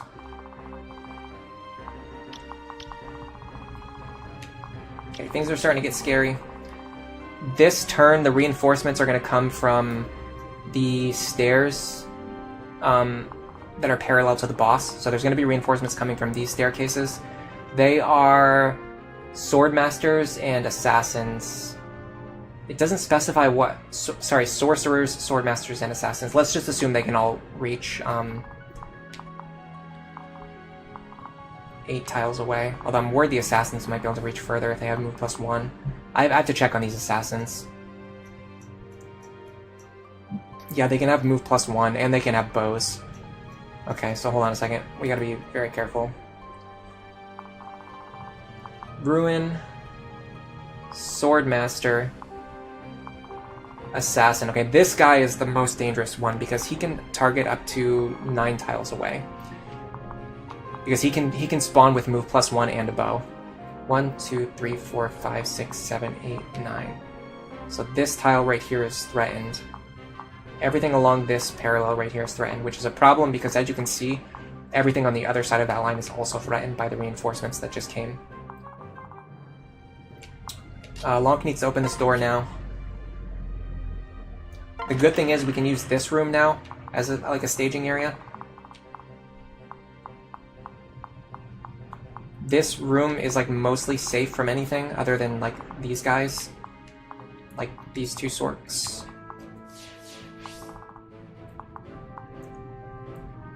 I can also dance for Lonku if I need to.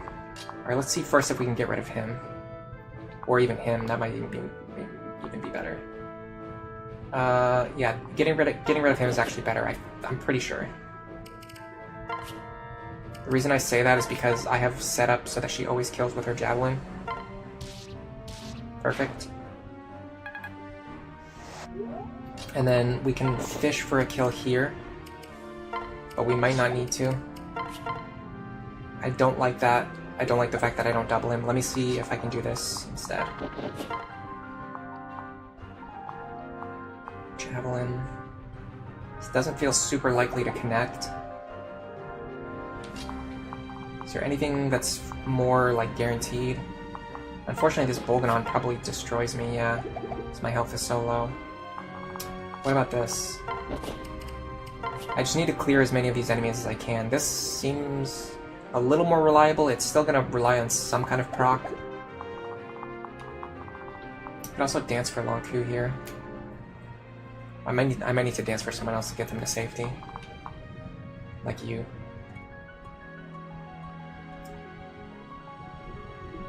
These stairs aren't going to spawn any more enemies, but there are going to be Mire Tomes that are going to spawn, so I have to be careful of those. I want Olivia to be over here next turn anyway. In fact, this probably makes sense. Yeah, because now I can get this chest next turn. He will be in range of 1 Mire Tome, that's fine. We can also put Noe within range, just to possibly get them to target someone other than Lonku. This guy is a little bit of a problem, but not that big of a problem. As long as we can get everyone into this room, they're pretty safe.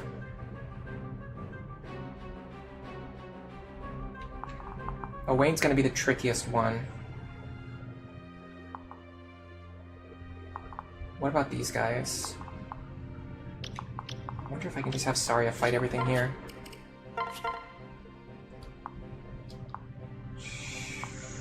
The tricky part is the accuracy. If I miss, and if I don't get dual strikes, then this guy causes problems for me. Yeah, big problems for me. So what if I Nosferatu him? I don't love it. What do these guys have? Neither one of... Oh, this one does have Tomebreaker. Okay, yeah. Yeah, this is a little tricky. It's a little... Actually, in fact, this staircase also causes a lot of problems. Because if I'm standing, like, here, then one of these sorcerers might move onto the staircase to fight me, and then I'll deal counter damage to myself.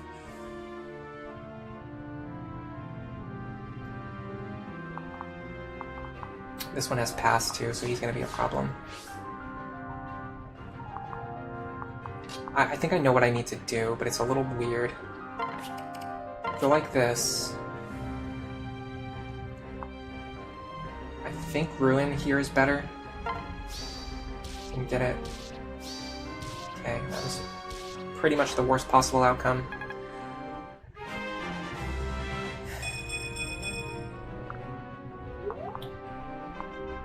Now, if I physic her, she'll be fine.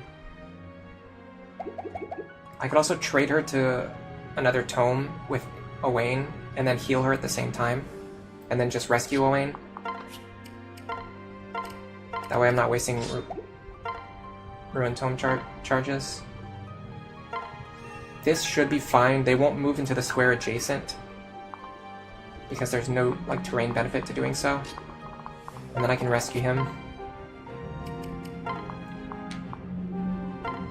So he's safe. I'm a little scared, honestly, about what's going to happen to her. but I think she'll be okay. Next, I'm wondering if I should set up someone to fight this assassin. Problem is Noir doesn't really have like the best combat. 1, 2, 3, 4, 5, 6, 7.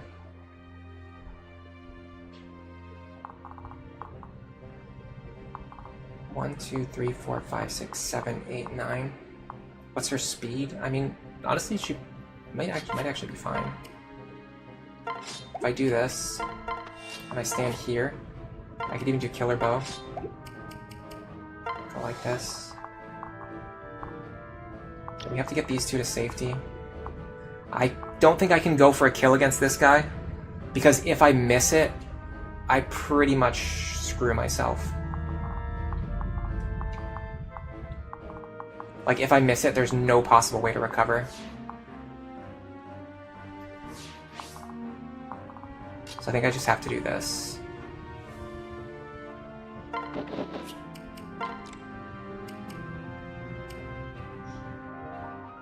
I think I want to use an elixir here too, just because I have to be on full health next turn.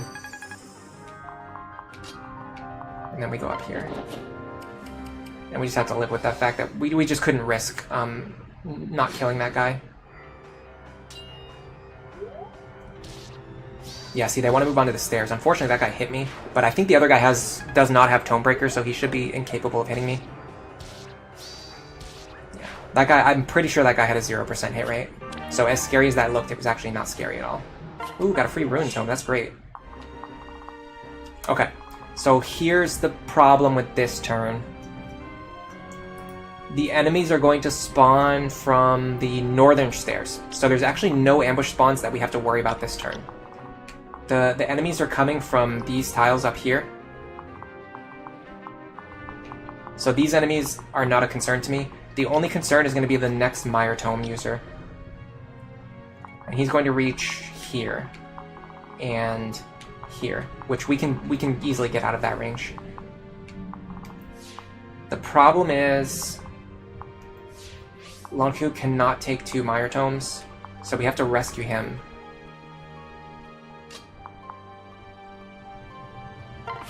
After he opens this chest. Or we have him open the chest next turn.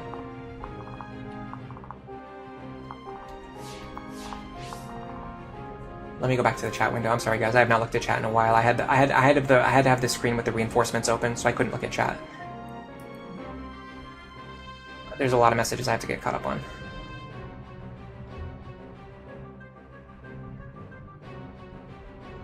Oh, 8 is talking about the thing I mentioned earlier, where enemies always, as soon as you check them, they always have the exact skill that you didn't want them to have. He says, he or she says, the strat is to never check enemy skills. Yeah, I'm sure that would work out really well. By the way, the guy didn't spawn with move +1, so I mean, you had to account for it, but if he doesn't, then you just can't do anything about it. It would be cool to have a Fire Emblem game where you know what the enemies will do, like Into the Breach. Yeah, exactly. If it was more deterministic. This is not looking Iron Manable. Honestly, this chapter's pretty fine. I haven't really taken any risks on this chapter, I don't think. I mean, my Lucina's a little bit weak, but if I was doing the Iron Man playthrough, I wouldn't be using a weak Lucina. I'd be using a strong unit instead.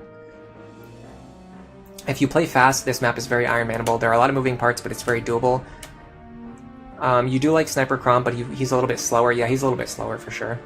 Killer weapons and potential vengeance. Oh, because of the enemy with killer weapons and Vantage Vengeance. I mean, I guess, yeah, there's always like a small chance of something going wrong, but I feel like if I was playing in an Iron Man context, I would find ways around that.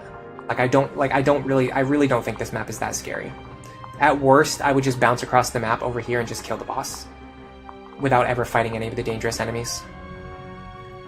The boss does move. Okay, that's what I thought, yeah. This map feels harder, but it's not in the same way that the units are stronger than Walhart or any of the enemies in Valm. It's more like they're just playing dirty to win. Yeah, it kind of reminds me of how in Run and Bun, the enemies, like the Team Aqua and Team Magma enemies, they use like really degenerate like evasion strategies and what's it called? Focus bands and stuff like that, like bright powders. Because like evil teams would use like those like degenerate, like really annoying, like cheaty, like hacksy strategies, as opposed to like similar to these enemies, because these are the Plegians, as opposed to the enemies in Valm who like value like brute strength, and they are using strategies that rely on brute strength. But anyway, I think we can have Long Ku open this chest next turn. I don't feel like there's any rush to do so this turn.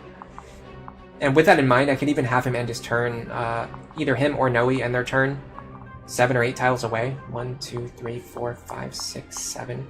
I could have him here. The problem is Owain's in the way. I'm getting him confused with Brady because I put him into the priest class.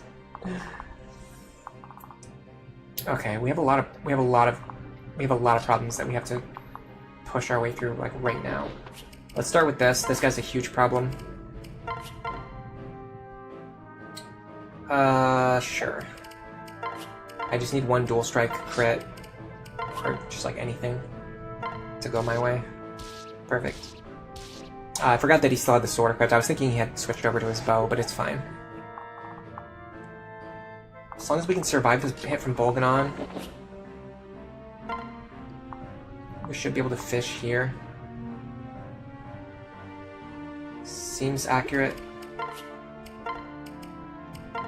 There's a reason I'm fishing here. It will make sense in a second. If we get hit, we survive, so that's no problem. Okay, perfect. This guy... Okay, we don't want to end our turn within range of the boss this turn. I'd like to fight him on player phase next turn if possible. Because next turn there's going to be enemies that are going to spawn from here, here, here, here, and all of these tiles over here, plus additional Mire Tome users. So typically I want to kill the boss next turn. Let me... This guy's going to be dead. This guy I'm not sure is going to be dead. Probably is going to, but I'm not 100% sure. I think if I rescue here, I think it shouldn't be a problem.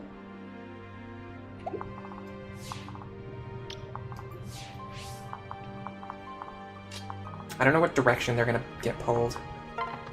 Let me rescue this way.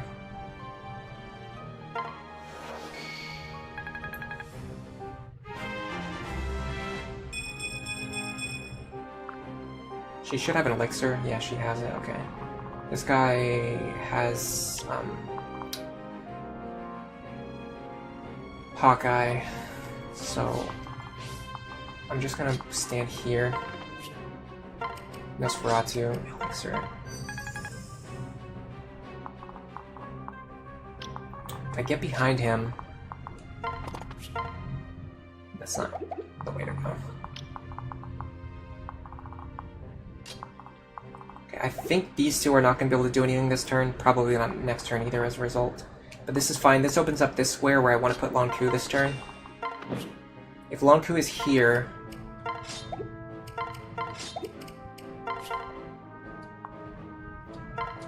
we can get rid of this guy so that he's not blocking our other units from moving forward. And then next turn, Long Ku can go 1, 2, 3, 4, 5, 6, 7. He can grab this chest. Now, the tricky thing is, I feel like there's still more enemies than I'm capable of dealing with.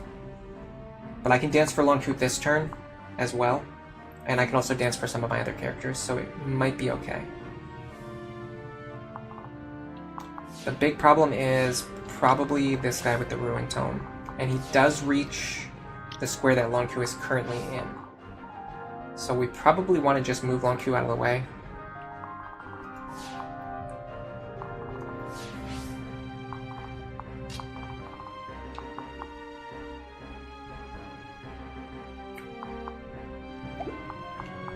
What if...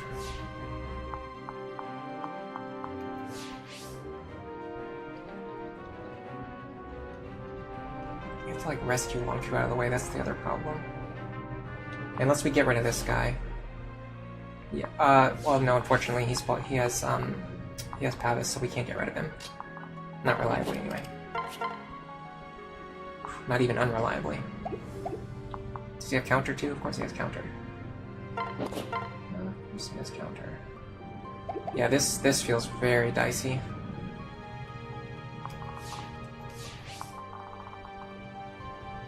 The problem is the boss. Really, the big problem is the boss.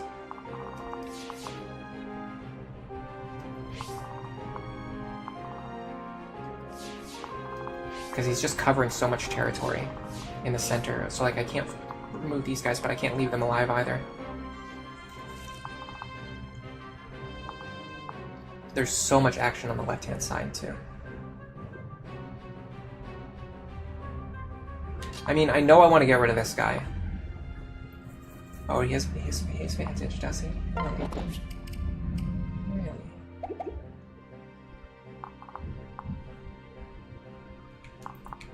I need to get rid of this guy too. 27. 25. I mean, no matter what I do, I have to rely on something that's not reliable. Not to mention, oh my god, he has Hawkeye, Vengeance, Ruin. So no matter what I do with this guy, I'm at risk of getting killed here.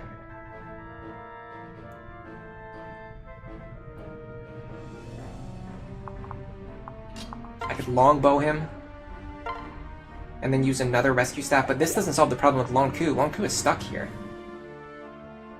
He can't survive in this position. Unless I get rid of both of these guys, unless I get rid of all three of these guys. How would I do that? I mean, it necessitates this. Like, this action has to happen very early on in the turn order. I can't double, though. I feel like doubling is going to be more important here.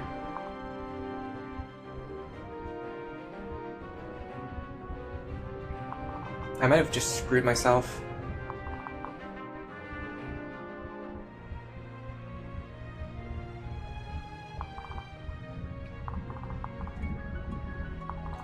I don't see a way out of this. I feel like I'm stuck.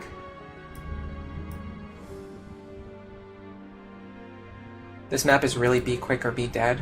It's fun using Street Pass teams to get your own Mire Tome, letting you kill those Mire reinforcements outside of the scope of this run, but it is fun.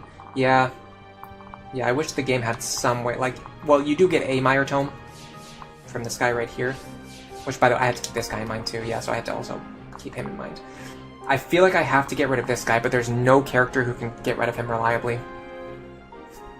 So I think I just have to, I just have to send something here. I just have to send something right into this guy and just hope that it sticks. So the question is, what's my highest chance? This is 30 damage.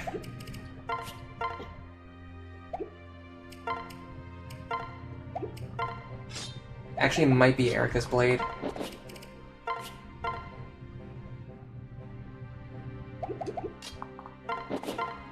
So if I go like this, I'm literally fishing for Erica Blade dual strikes. That's the only way I get rid of this guy.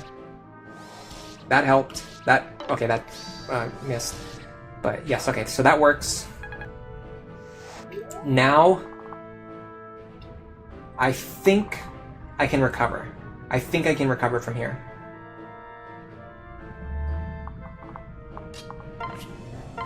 Now we go like this. We want to longbow him. That way there's no chance of having to deal with Vengeance or Ruin.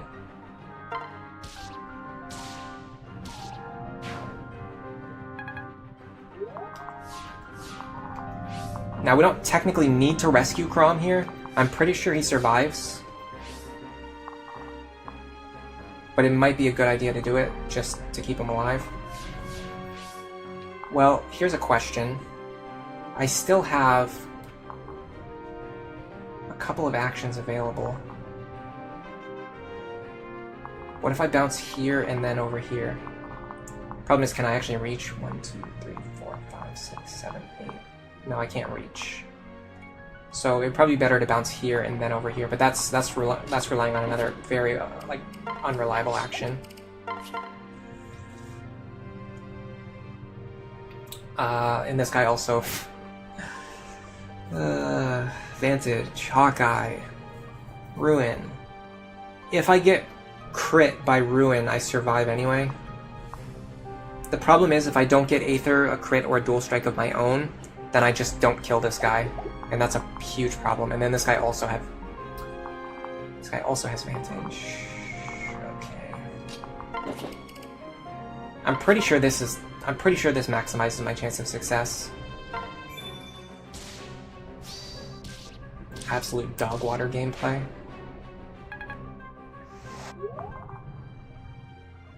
Here's the problem. I have to end my turn in range of the boss. I have to end my turn in range of the boss after taking a Vantage Bolganon. But I can use Physic. Question is, does the boss kill me? 58. I don't think there's any way he kills me. I have more HP than he has attack. And he doesn't double me. It's gonna be close though. Well no, because that's even before factoring in defense or resistance. So yeah, we should be fine. Problem is I actually don't want to kill him, but I don't know how I don't think there's any way I can prevent myself from killing him. Well, if I attack with the Silver Lance here, I'm pretty sure he's gonna 2-range me. Oh, that's even better. Okay, that was the best outcome. So I'm pretty sure he's gonna 2-range me, and then I won't counterattack. I don't know about his crit chance. There's not much I can do about that. We got out of there. That was a disgusting situation. We got out of there pretty safely, honestly. We even got one extra action left over on Lisa, and nobody who needs to be healed. Crazy enough.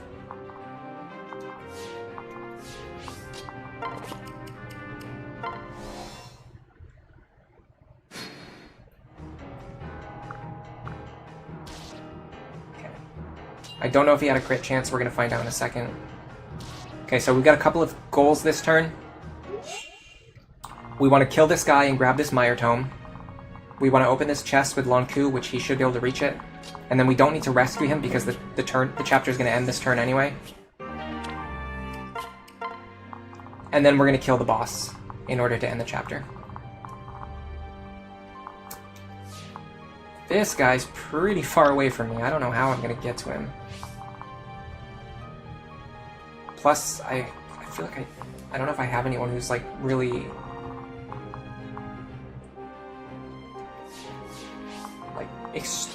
very super good at like setting up and guaranteeing a kill against him. Maybe you. I can rescue you pretty far too, so that helps. But then I don't have you. I kind of probably want you to fight the boss. Let's see how Lucina fares. Not well because her health is low.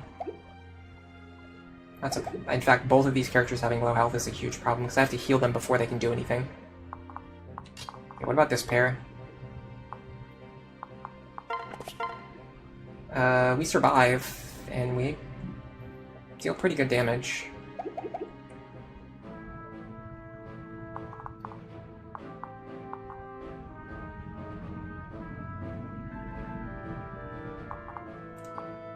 I feel like I want to rescue Saria over here.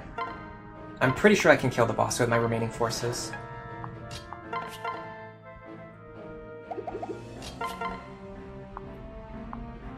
I'm gonna use Ruin here. I can't afford to mess around here. I can't afford to like mess up and not kill this guy. Like if I didn't get a dual strike or something. Okay, I got a free Mire Tome, or the only Mire Tome you're supposed to get during a normal playthrough. Now you can't really afford to sandbag this turn because there's going to be enemies coming from here, here, here, all over here. Like these are just enemies coming from everywhere. So you can't really I mean you probably could, but it's not something that I personally like doing. I'm going to have Owain rescue Olivia over here so that I can use her to potentially dance for characters. In fact, 1, 2, 3, 4, 5. Okay, he can't reach and heal these two, unfortunately. Alright, well let's just start with this then. Killer bow, killer axe.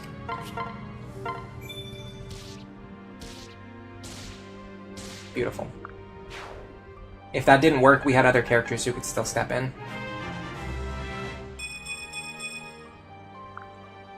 And that's chapter 21, and we got a bolt axe. Interesting thing about that bolt axe, by the way. On lower difficulty modes, if he attacks you with the bolt axe, it loses charges, and then you end up getting a bolt axe that has fewer charges. But on higher difficulty modes, because he gets to attack you with a forged bolt axe, the bolt axe that he drops is a different bolt axe, which is not forged, and so even if you fight him, you still get the bolt axe with the full charges. So, pointless information, but kind of cool, I guess. Hello, CJ. Welcome to the stream. You've been meaning to catch me. You have a question. I mentioned experimenting with Cordelia Virion as a pair. Have I found anything there that's worth doing? Oh yeah, I'm using Cordelia Virion on my Iron Man playthrough. I think they're great.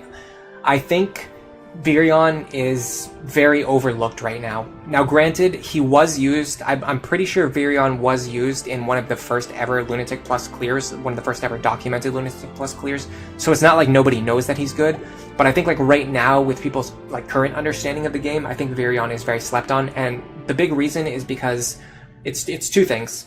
Number one, bows are really, really good on Lunatic Plus, and number two, Virion is the only character that you're going to get like in the first half of the game that starts with bow access without having to use a second seal or a master seal.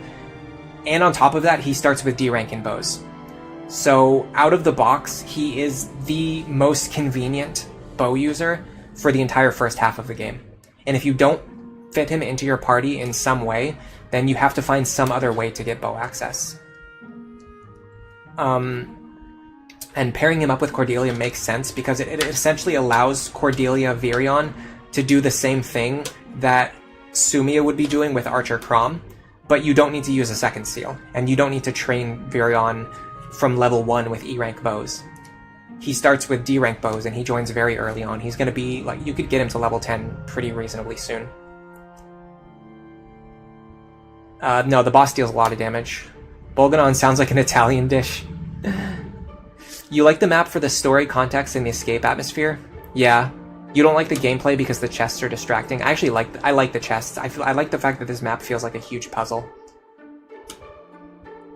That was a very nice save. I mean, it was definitely luck. There was some luck involved there. If I had missed any of those like risky attacks that I went for, we pretty much would have been screwed.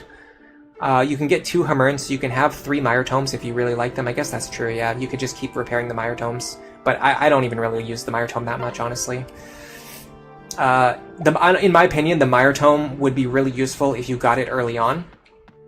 And you could use it in like chapters 5, 6, and 7. Later on in the game, it's not really that useful. I mean, it's useful, don't get me wrong, but it's not like game breaking.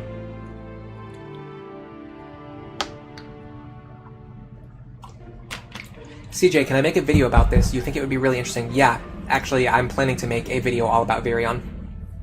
It is very high up on my list. Next week, I want to release the chapter that, the video, the follow-up to my Every Character Explained video, where I talk about all the Generation 1 units. Next week, I want to talk about all the Generation 2 units. Their unique identities and what unique things they can do based on especially their starting classes, because starting class is one of the most important things about Generation 2 units. You can change almost everything else about a Generation 2 unit, they're very customizable, but you cannot change their starting class. And for that reason, their starting class is very important. So next week, I want to get that video out where I talk about the starting class of all the Generation 2 units and then how you can build upon their starting class.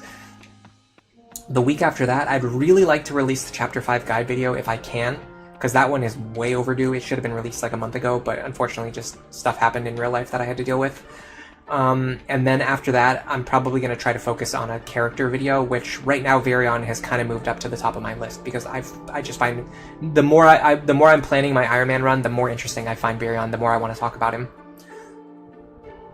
It's nice to get a bolt axe, but it's sad that the shock stick is only available via random chance. Yeah, although the thing about the bolt axe in this game, honestly, it's pretty good. I don't see any downsides of using Bolt Axe. The only problem with the Bolt Axe in this game isn't a problem with the axe itself, it's more the problem with the characters. You don't really have any like high magic axe users other than Libra, I guess. Like Libra would be a decent Bolt Axe user, but he's a very great unit. He's just not a very good combat unit. Like, he has good combat for when he joins, but he doesn't really grow into a great combat unit. Unless, like, I guess, I don't know, maybe if you, like, hyper-invested into Libra, he'd be strong, but then you'd only have the one Bolt Axe later on, you know what I mean? So, I don't know, his stats are too balanced to really excel in any specific role. Am I going to talk about the other Generation 1 units, like Olivia and Sayri? I don't know, maybe not. It's tough to say. It feels like there's not enough, like, meat there to make its own video, but I also don't feel like there's a video where it fits as, like, a small side part. It's nice clearing chapters with the least amount of resources, but it's fun sometimes just going full all-in on breaking the game with everything at the player's disposal. Yeah, for sure. I don't disagree with that. Alright, let me restock my rescue stats. I'm probably... Yeah, I'm gonna be out again already. I mean, I can probably get by with 544. I don't see any problems with that. We really want Owain to get to level 10 as soon as possible. As soon as he gets to Sage, he's gonna pop off. Like, he's gonna be incredible. But we have to get through that early, like that slightly painful early training arc. It's actually not going to be that bad overall. We could honestly just sit there and staff grind him for a while. We just couldn't do it on any of the previous chapters because last chapter, the boss and his entire army moves all at once. So we couldn't just like leave one enemy alive and staff grind him. And then this chapter, because you're kind of like rushing, there's like a time limit on this chapter, we couldn't staff grind him. But like pretty soon we're going to get to a chapter where we can staff grind Owain. And when we do that, he's going to really excel. He's going to really pop off. But we had him join at a weird time. If he had joined a little bit earlier, we could have staff grinded him on one of the earlier chapters. We just missed our chance to do that. By the way, I don't remember what the next chapter is. I think this is actually our only available chapter. Yeah, we have no paralogs. So it's just this. We have no optional chapters that we can do. Ooh, another Brave Bow. And a Brave Sword. This is the point where you can kind of start getting Brave Weapons based on luck. There's guaranteed Brave Weapons you can buy at the end of the game, and then there's like, if you get lucky, the Brave Weapon you want might appear at this point in the game. I don't particularly want any of the ones. I kind of want a Brave Axe. I would say Brave Axe would be nice. I saw one earlier. I had to reset 9 times to get this. There was enemies blocking this fort, or this port, so I couldn't buy any more rescue staves before the stream. I had to set the clock forward 9 times in a row to get the guys to move, because by the time the first guy moved, another guy spawned in this same tile, and then by the time the second guy moved, a third guy spawned in this same tile. So I had to keep moving them. I had to keep moving the clock forward to get rid of all these enemies, which was crazy. I'm gonna sell this bullion, make up some of the gold that I just spent. All right, let's take a look at the next chapter. Did we recruit Owain in the last stream? Yeah, it was at the end of the last stream. I think the beginning or the end of the last stream I recruited Owain. Is doubling an issue for Cordelia and Virion? So what you want to do with the Cordelia Virion pair up, I'm going to go to Seren's Forest real quick.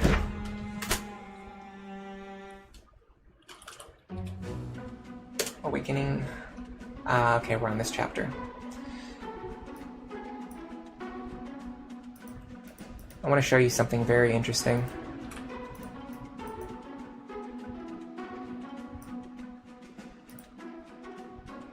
Okay, so first of all, Virion's base speed is bad, but his speed growth is pretty good, so keep that in mind. Secondly, if you go here, these are your pair-up stats. So typically, you're going to have Cordelia in the lead with Virion in the rear. Now, if you go down and you look at Bow Knight gives 3 skill, 3 speed, and 1 move. When they're paired up and they have the A support, you're going to get 2 additional speed, and then you're also going to get usually 1, 2, or 3 additional speed based on Virion's like internal speed. So at worst, you're going to be getting +6. If you put Virion through Bow Knight, you're going to be getting +6 speed from Virion. +6 is usually enough for Cordelia. She's not as fast as Sumia, but she's not really slow. And then on top of that, the +1 movement is actually pretty awesome. It really helps with her being able to reach objectives in the desert map, in the map, the one right after the desert map, where you have a bunch of thieves trying to run away and you have enemy wyverns everywhere, giving +1 movement to your flyer helps her move far enough to like catch those thieves before they can escape and things like that. So all around, Bow Knight Virion helps Cordelia a lot with getting the speed that she needs, as well as giving her extra movement, and a little bit of extra skill never really hurts. It actually helps a lot with the crit chance. Now, if I'm not mistaken, I'm pretty sure there's no ambush spawns on this chapter. I think it's just like what you see is what you get. There's a very small number of enemies on this chapter. There are 1, 2, 3, 4, 5, 6, 7, 8, 9, 10, 11, 12, 13. There's 13 bosses on this map. Yeah, I mean, it's basically bosses. I was just going to say that. There's 13 enemies on this map, and they're basically all bosses. Like, every enemy on this map is basically a boss. And I'm pretty sure they all begin to aggro immediately. I don't think... No, okay, sorry. They begin moving on turn 3, or they move in groups. So what we can do is, first of all, I'm pretty sure you can ignore Aversa. Yeah, you can ignore Aversa. The enemies move in groups. Ooh, a recover staff. Did we get that Balmung? I think we actually get that Balmung.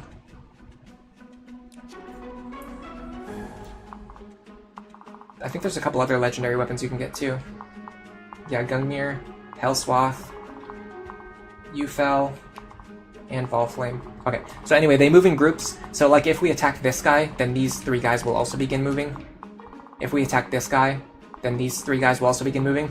Basically, the strategy is, in my opinion, fighting the ones up top is not really a priority. You typically want to like fight the left side on turn 1, fight the right side like on turn 1 and turn 2, fight the right side on turn 2 and turn 3, and then on turn 3 these guys will start moving, and then you can just fight these guys like on turn 3 and turn 4. And then Aversa will never move, so then you can just go deal with her later whenever you're ready to do so. We can't bring all of our characters this time. I need to bring Owain, so I'm going to bench Henry.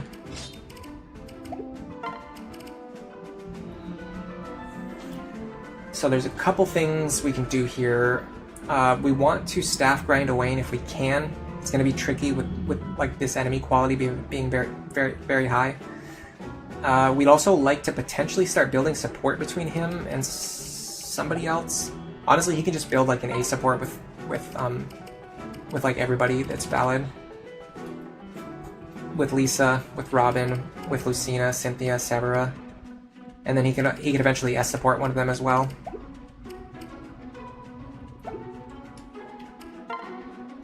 So he has much better long-term prospects than Henry. Henry basically only supported with Lisa in a meaningful way. So these are going to be our units. This time we do have enemies who are weak against effective damage. So we probably want to bring a Beast Killer, maybe a Hammer, maybe an Armor Slayer.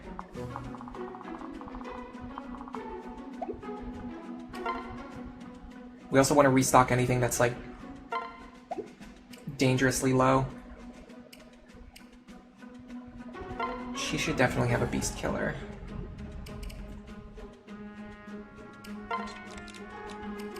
How many do I have available? I have 2 Beast Killers.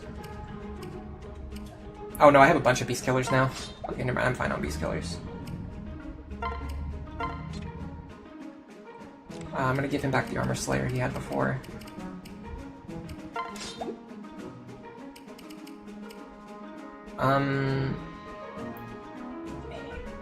Hammer makes more sense here, but I want to make sure Robin doesn't need it. Because I don't know how many I have. I have a couple of hammers. Okay, I can give her a hammer too then.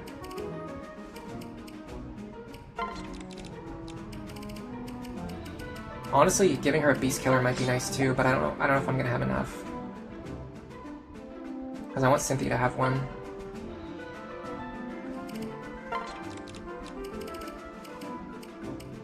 No, I still have plenty of Beast Killers. Okay, let me give her a Beast Killer too then. This is gonna help so much with securing like the kills on these bosses. Yeah, you want a hammer for sure.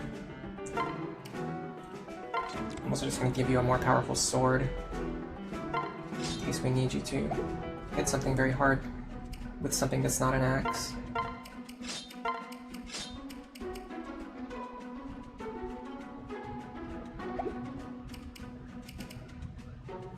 I don't really need the Mire Tome right now.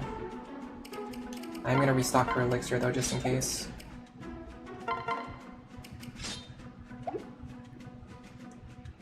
Rescue, Physic, Arc Thunder Heal, that sounds fine. She needs probably the other Armor Slayer.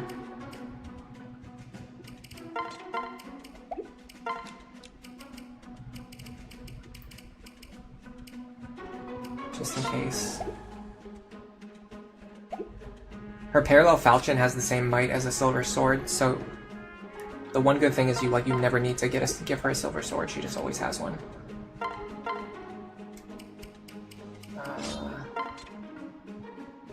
She could use a hammer.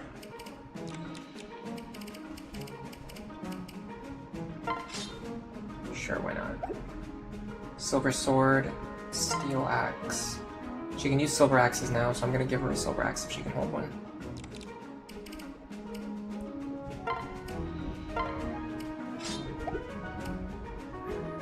Okay, I think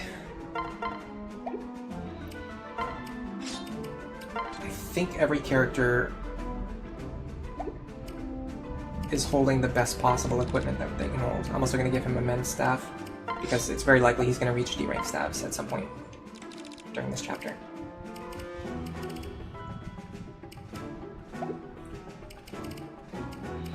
I'm very tempted to give her the Fortify staff, because this is a chapter where being able to heal a bunch of allies with a single action would be really valuable. The Fortify that we just picked up.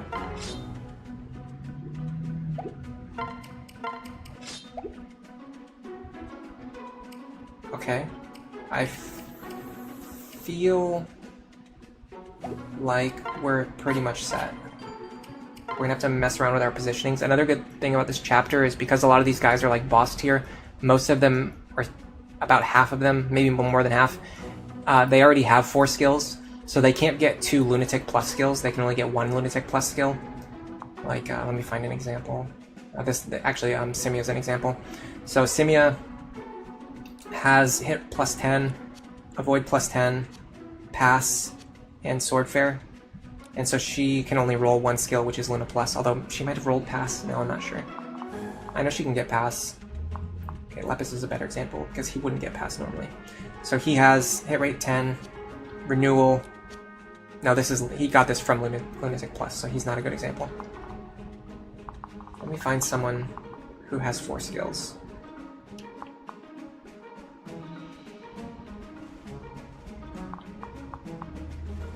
I'm just gonna look at the thing and see who has 4 skills. Oh, actually a lot of them do come with pass by default. Or some of them do. Porcus does. So he was a good example. Okay, let's find Ovis. That's Gallus. Ovis should be over here then. Nope, where's Ovis? Okay, this is Ovis. Okay, so Ovis has magic, hit rate, focus, and tome fair. Oh, interesting. Okay, so actually the wiki is wrong. The wiki is wrong. The wiki says that he has magic plus 2, hit rate plus 10, focus, and tome fair. That's actually not true. He has an empty slot where he can roll pass and counter. So the wiki's just wrong. So let's just ignore the wiki then. Okay, so most dangerous thing probably here is that like every single square is threatened. I don't really remember why all these squares in the middle are threatened now. What is threatening these squares in the middle? Siege Tome or something? Oh, those aren't threatened tiles. That's just the map is like purple. Yeah. I guess, I can think about which direction I want to go first. Probably... I actually have no idea. What I probably want to do is actually split up my characters, maybe. I don't know. Actually, I'm actually not sure. I'm not sure if it's better to go all in on one side or to split up.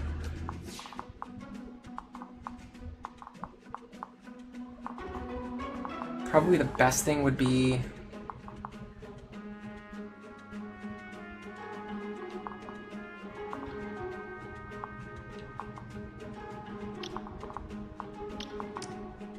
yeah, this. While maintaining like a center type position. Stand here in these two squares. Then we can enemy phase him and him. While prepared to player phase these two on the next turn, and then enemy phase something else on this side on the next turn. I think that's fine. With that in mind, we don't really need to care about our positioning that much, because all of our characters are pretty close to where they want to be already.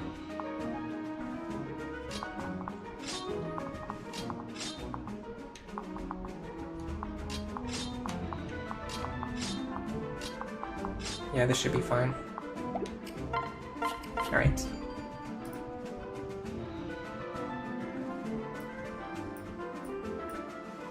Threshold calcs are probably at the worst in the series with Awakening Lunatic Plus. I mean, yeah, you have to stop and calculate. Well, honestly, here's the thing. You do have to stop to calculate a lot in Lunatic Plus, but there's a very limited number of things that can happen. Like, there's actually not really that many different outcomes. There's Luna Plus, there's Counter, Aegis, and Pavis. Like, those four things always work the same exact way. And then they can roll in combinations. So you could potentially have, like, you know, Counter with Luna Plus. Or Counter with, you know, Pavis, or whatever. But I honestly think Fates is way more egregious when it comes to this, because in Fates, there's like 15 different skills in that game that are invisible, that don't show up in the combat calculations window, and you have to always like constantly stop and like keep calculating like what's happening, and not everything works the same way, and there's just so many like little rules and like specialties, and I don't know, it's pretty brutal, honestly. It's pretty brutal. Okay, I'm pretty sure... yeah, okay. So, Gungnir... I want to use one of my Beast Killer characters who can survive a hit from 65 damage and who has 43 speed. Sumia meets 65. All of those conditions by herself.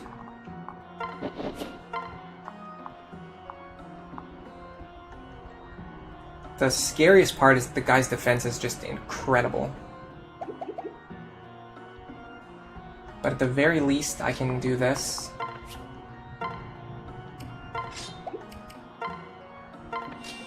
Stand here. Go Beast Killer. Who would my other option be? Honestly, Cynthia might be the better option because she's going to hit harder. Yeah, she's going to hit significantly harder.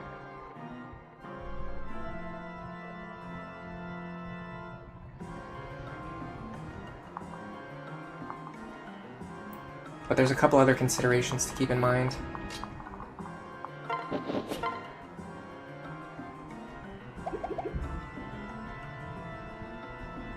There's more ways for Cynthia's RNG to go right, and she's also guaranteed to survive.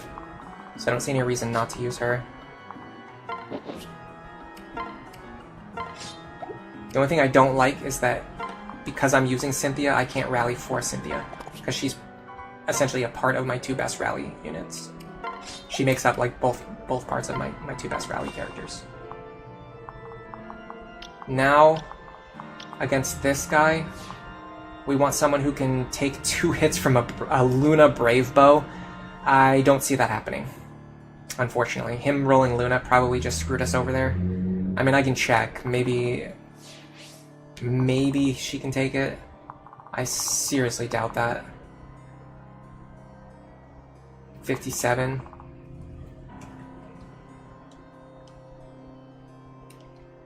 No way at all. No, not even close. This guy's gonna deal like 100. This guy's gonna deal like 100 damage to whoever he hits. Well, we kind of just got screwed over there by bad enemy RNG. I mean, we could just reset until he doesn't have Luna. It's fine though. Maybe like Long Q dodges it. He doesn't have Hawkeye at least, but he has a pretty high hit rate. He has 170 hit. Yeah, no, dodging it's not going to be an option. Alright, we'll just do this.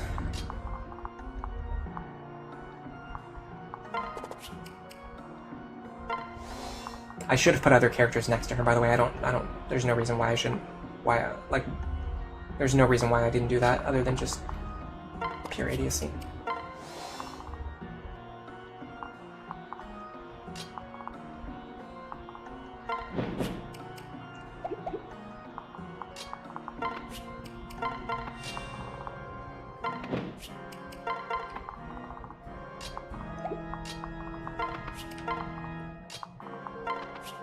I guess I'll put a Wayne next to them, but really it should be Robin. Robin should be next to them to give them a solidarity bonus.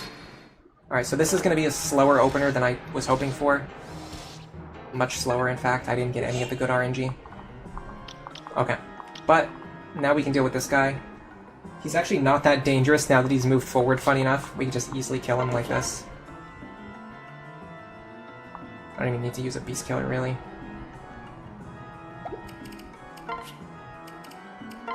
Just need to get one dual strike. Nice. Hello, Mr. Bushranger. Welcome to the stream. You're addicted to Fortify. It feels good being able to heal 3 or more allies with one action. Yeah, it's really nice. You've never seen anyone even consider fighting the Dead Lords? Why not? It's so easy and you get legendary weapons from them. Or no, sorry, they don't drop the weapons. Those are just forged weapons. I'm stupid. No, they do. Yeah, they drop them. Yeah, they drop legendary weapons. They drop legendary weapons and they're not even hard to fight. You can just fight them in... You can fight this group on turn 1, fight this group on turn 2, fight this group on turn 3, and then Aversa doesn't even move to chase you, so you can take as much time as you need to fight them. And you get legendary weapons. This... I should have done that in the opposite order. That's fine, I can use Lucina.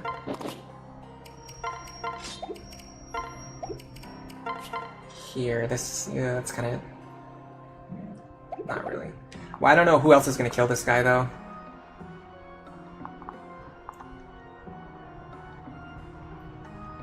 People see skippable maps and then they just instantly skip. Yeah, see, I don't like that mentality. I don't like how people are like so ready to always skip every single map, as if that's like the goal of Fire Emblem, is to like skip through the game as fast as possible. For me, the goal of Fire Emblem is to enjoy what I'm doing right now, basically, like figuring out the puzzle of how to like pick apart this enemy group and clear all of the enemies as efficiently as possible. Like for me, that's my reason for playing Fire Emblem. Like skipping maps does not accomplish the entire reason I'm playing the game. It actually basically removes the part of the game that I'm trying to play the game for. Alright. These guys overlap. Ball Flame and Brave Sword. Oh, I do not want to deal with Brave Sword. Is there any way to deal with... Yeah, okay, so this group is a lot more tricky because they have overlapping ranges. So what I probably need to do on the right side is have someone run in and provoke this guy. Like this. And then even if I don't kill him, I still provoke him.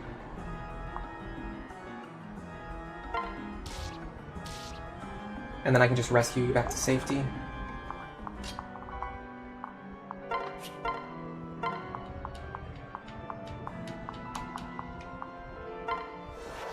And I could even dance for you if I really wanted to.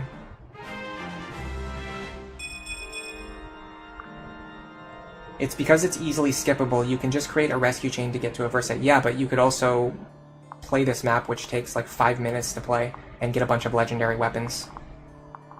I don't get that at all. I'm sorry, like, that makes no sense to me whatsoever. Why anyone would ever skip this map.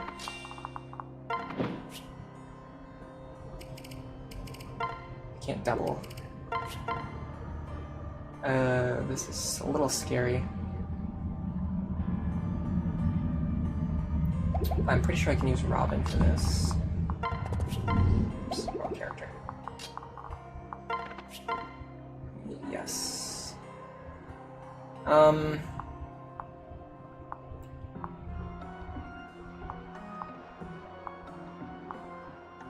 With a silver sword and Swordbreaker, he basically has no... Axe Breaker, he basically has no chance of hitting me. I mean, he has a tiny chance of hitting me. But the important thing is this also sets up Long Ku for a safer kill. So now Long Ku has no chance of getting crit, even if he fails to dodge this. Perfect. So we're taking advantage of solidarity there. And then we're going to go here, and with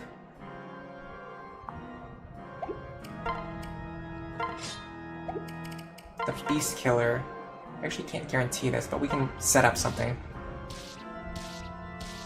Okay, it's fine, I guess. Probably the best thing we can do here is get some healing done, honestly.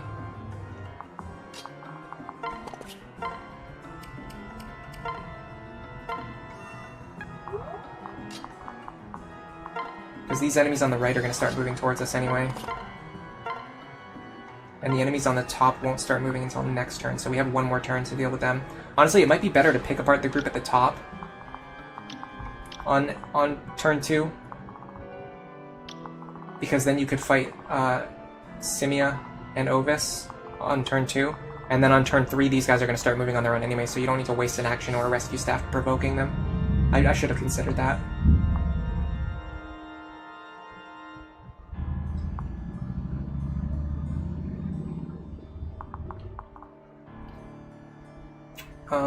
Not really anything for these two to do. Okay, so this group starts moving. Now turn 3, this group is going to start moving. I'd like to clean up this entire group this turn if I can. If I can't, it's fine, as long as I can just end my turn in like a safe position. In fact, it might be better to just do some hit and runs here, and then end my turn in a safe position. Something like this. Oh my god, this guy's fast. You might be fast enough. Yes, you are, and you guarantee the kill.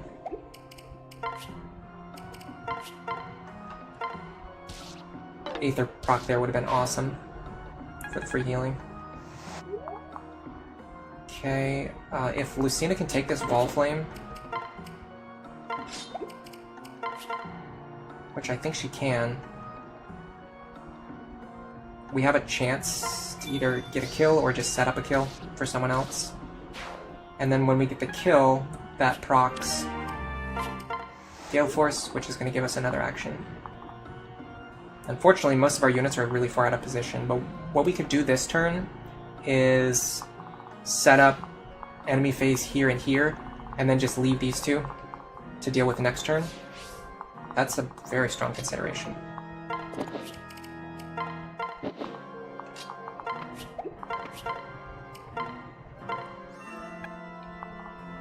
We could even... yeah, we could even play our enemy phase to you fell. Does it have any special properties? No, so we're just dealing with a high-speed enemy who deals 57 damage with Luna. Long Ku should be able to take that. He can, at the very least, he can enemy phase it. 57. Oh, I don't know, actually, his health is not that high. 26. Minus 13. 57 minus 13 is 44. We take it if we can get back to full health. Or if we can get a defense buff. I don't want to waste a heal on just getting him from 44 to 45. Oh, actually, I can do it like this. Check this out.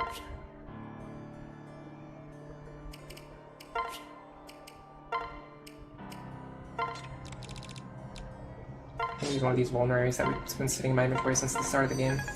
So the Musk can't reach me, and Draco can. So Long Ku will fight Draco on enemy phase. Next up. This is not as scary as it looks. 51 speed. 46. He does double me, but not if I rally speed.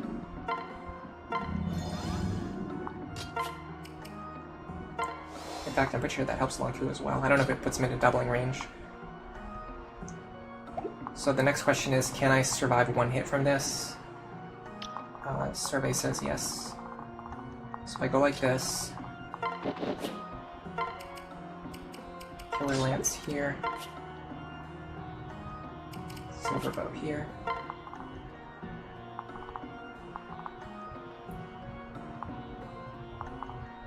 I would like to get these two up here to enemy phase this guy, but I don't know if it'll be possible. Rex Caliber's not that scary. Focus is pretty scary. 37 speed is not scary. I don't see how to get us up there and then pair them back up. But what I could do is actually I could pair Noir with her mother. So do this. This will give me back the speed that I'm gonna lose. I guess I should have checked to see if she actually takes the hit, but I'm sure she does. 66. Yeah, she takes it. So if we go like this, pair up here, this gives her back the speed that she needs to get the double.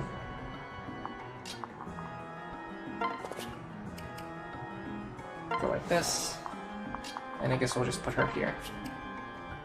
Alright, this should be fine. There shouldn't be any risks this turn, unless enemies have crit chances that I didn't see or calculate. This is going to give us a good head start on turn 3 by lowering the health of these enemies that we're going to need to kill on the next over the next couple of turns. Nice mother-daughter team. Yeah, that miss kind of sucked. That would have been a great attack to land. Okay, so as long as we can get rid of like these 3-ish, then we'll only have to worry about these 2 within the next couple of turns. Not even immediately, just like within a few turns. We just have to worry about them later. Balmung is, I believe, a 1-range weapon, so we can just kill this enemy with 2-range attackers.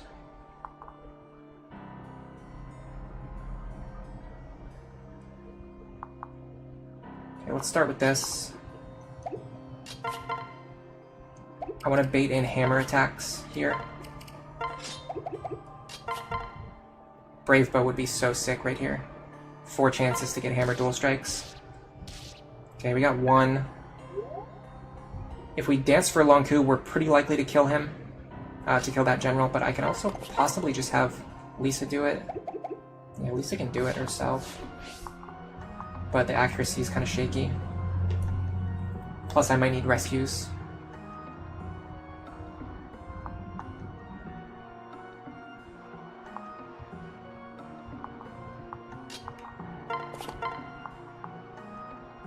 $10 damage is not really a lot. Might be better to have these 2 go up here.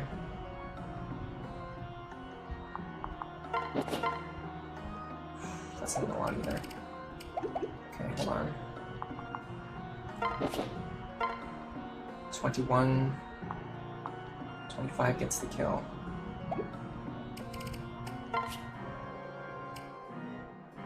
I think this is fine. This should get guaranteed kill, plus UFL. Beautifully done.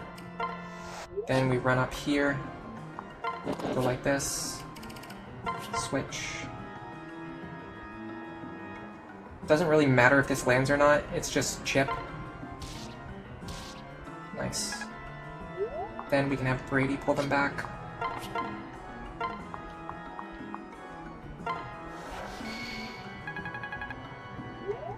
Now, if we dance for you... Hold on a second.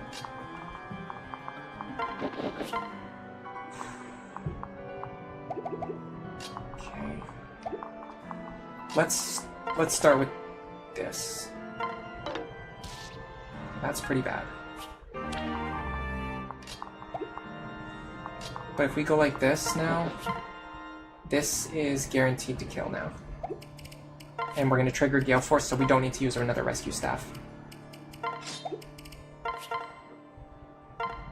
We can just move out of the way with Galeforce.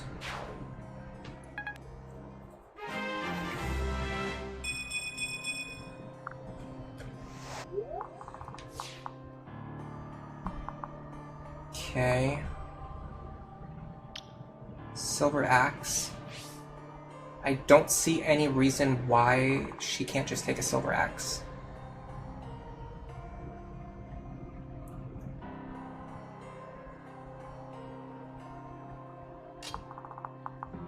$63 damage. She'll survive. She has plenty of defense. She has 30 defense, so she's only going to take 30 damage. Oh god, that's extremely scary. Is there any way we can, like, hit this guy with a 98 avoid?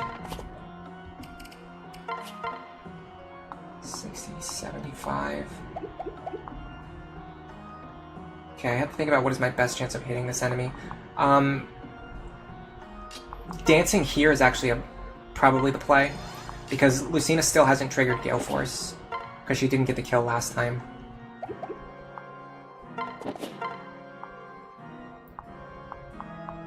I don't like that. I don't like any of that.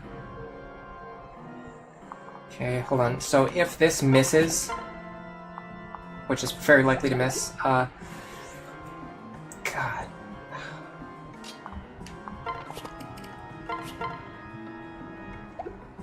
If this misses, it still sets up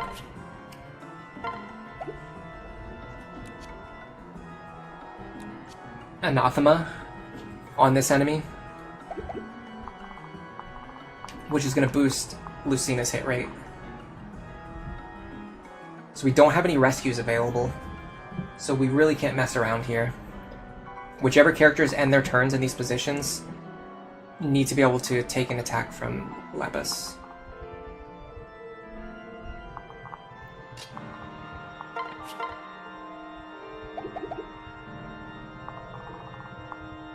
And we do not want to deal with Gallus on enemy phase. And we have to kill Simia this turn. So there's a lot of considerations at play here.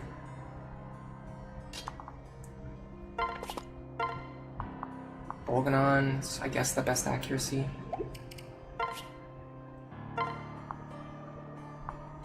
Plus Iron Bow. Iron Bow actually doesn't kill it on a dual strike. So I think the actual play is this.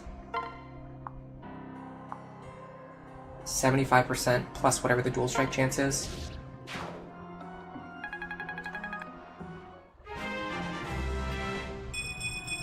Now, what about this? 63. She takes it. I'm pretty sure she just takes it. I just have to trade a sword into her hand.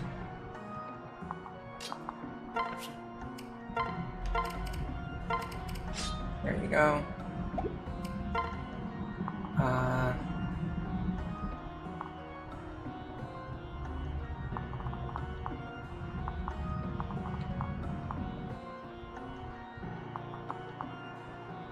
Don't see any issues with just putting Robin here. In fact, what I should have done is put Robin here, pulled Saria over, and then paired up Severa with Noir. But I guess it's fine.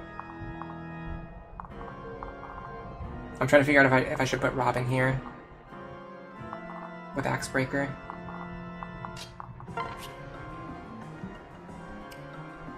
Sure, why not?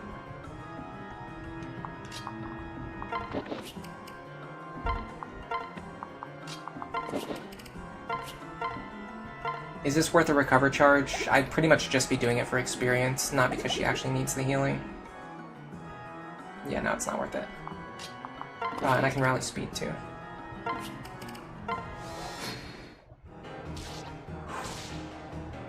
Beautiful 3 damage attack. Okay.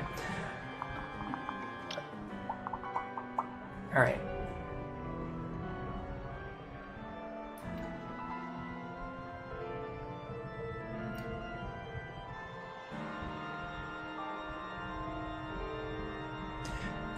There's a late map in Engage which resembles this. Oh really, I'm still not even halfway through Engage yet.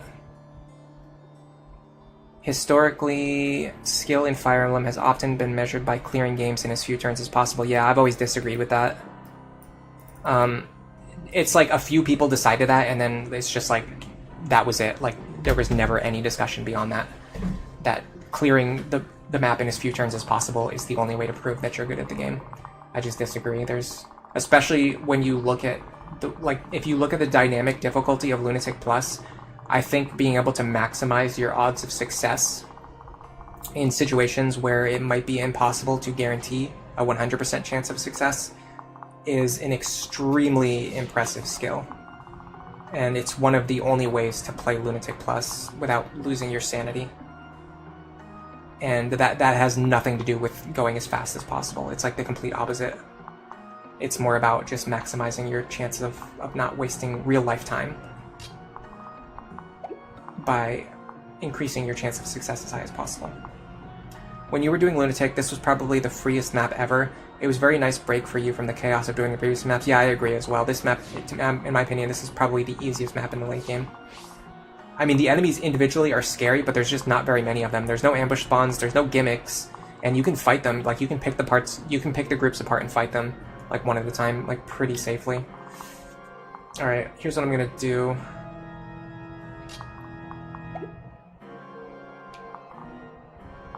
I'm pretty sure... Yes. I go like this.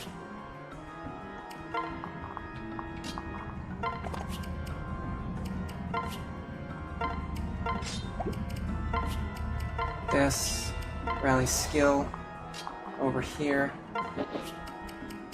Rally speed.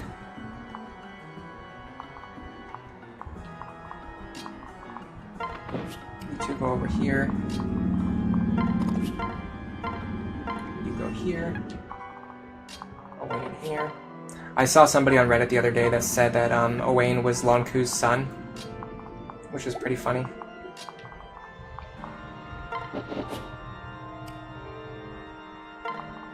You can just go over here, it doesn't really matter.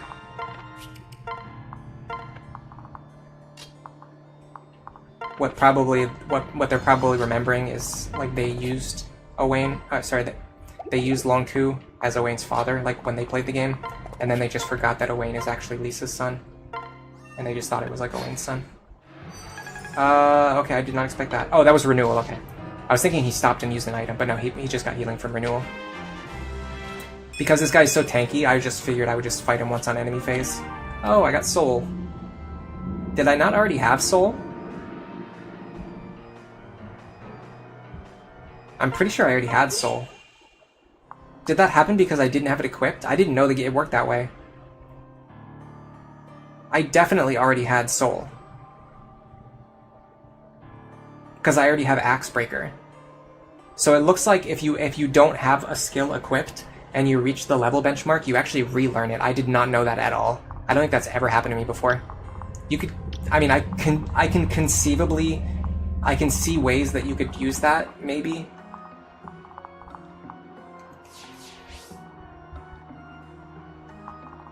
It's weird, but like you could kind of use that, like sort of in the way that of what I just did, where I could kill an enemy, level up, and then equip a different skill. Like there's maybe situations where that could be useful. I don't know. That's crazy. I can't believe that just happened. That just blew my mind.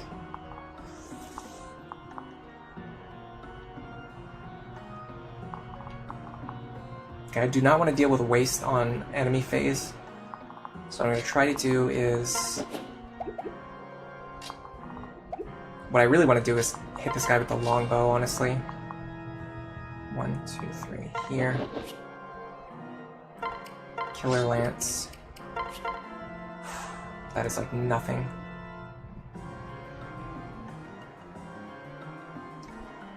But it does lower his health. Yeah, it makes it easier for the next attacker to secure a kill safely without having to deal with the waste tome. In fact, I'm pretty sure I can use Olivia here. Ooh, I got both there, finally. Oh my god. Yes. Yes. Yes. Okay. That's awesome. I'm probably going to get rid of Prescience. Dance for you. Look at how much damage I just gained. Bow Fairy is so sick. Alright, so I'm gonna go like this. That was an M. Bison reference, by the way. Okay, perfect. Now that lowers his health enough to the point where anyone else can just run over and finish him off. Who is that going to be? I have not decided yet.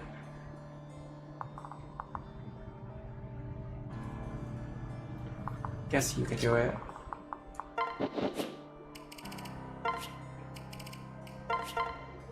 Doesn't have Vantage. I have to be careful though because he's going to cut physical damage in half.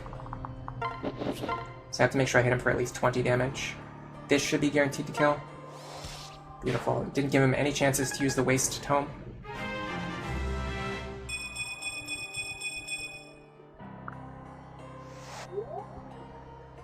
Yeah, I know about the whole theory about Lonku being Owain's dad, but there's literally evidence for every single character to be every other character's parent.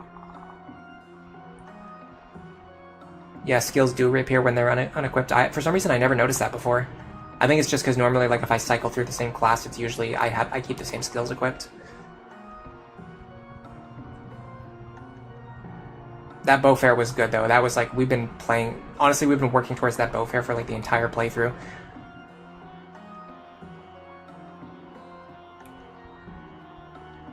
Give Owain the kill. He literally he's literally incapable of attacking. What are you talking about? I can give him some experience though. Honestly, I can go over here. There's no longer any rush to kill this guy quickly.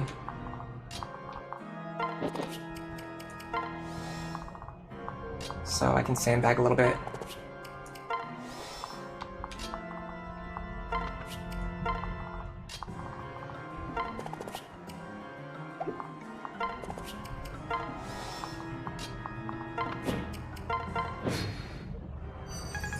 Wow, that renewal heals for a lot.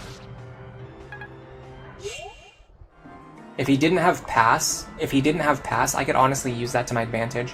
I could just let him keep healing himself with renewal and get a ton of experience from fighting him, but I don't think it's going to be possible with pass. It's just too complicated. I'd have to keep like running around the map, and I don't want to do that.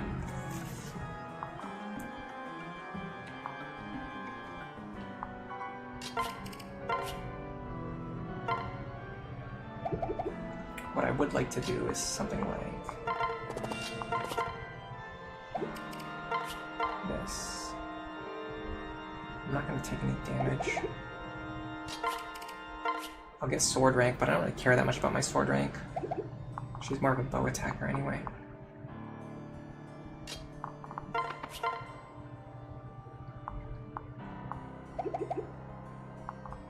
I'm trying to figure out how I can get someone to take damage so that I can have Owain heal them. Oh, we have two characters on low health already. Alright, so we'll just do this then.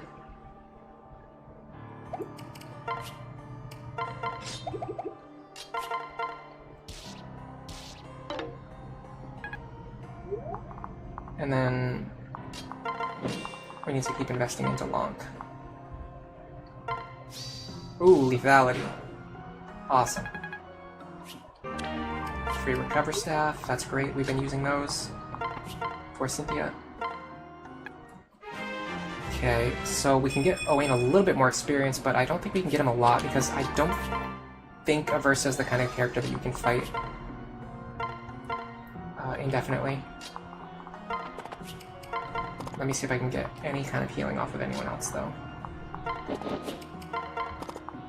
Okay, there's 1 HP there we can pick up. There's actually a couple heals we can get right there. I have to be careful because she's going to heal herself if there's nobody standing near her. I'm not going to heal with Lisa. I'm intentionally going to leave her low on health so that Owain can get the healing.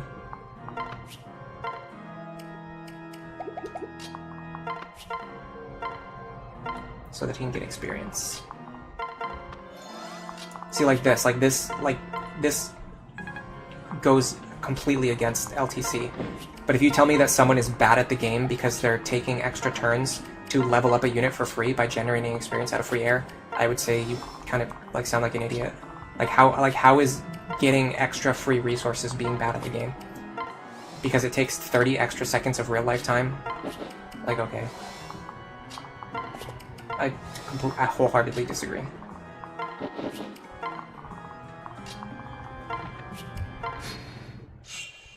Alright. 2 more heals. It's probably not going to be enough to gain another level.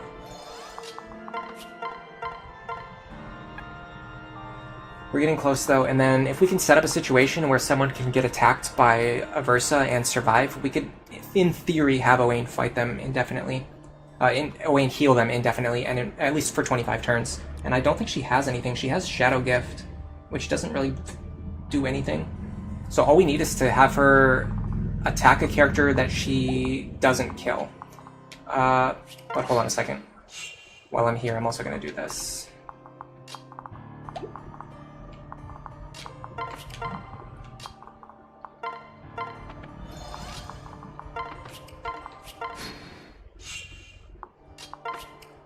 Shiny. Staff rank, sure, doesn't really matter, but it's fine. Like, pretty much the best staff in the game is an E rank staff. Where's the other shiny spot? I thought it was over there. Oh, it's up there. Okay, cool. Let's go that way then.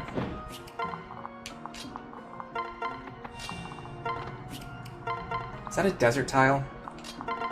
I'm pretty sure there's desert tiles up here I completely forgot about.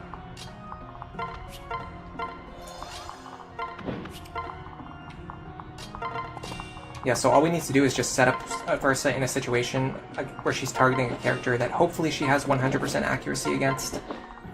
And she doesn't double them and she doesn't kill them and she has no chance of like critting them or anything like that.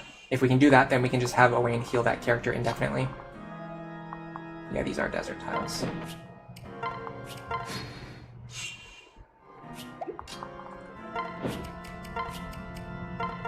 I want experience. Didn't get it.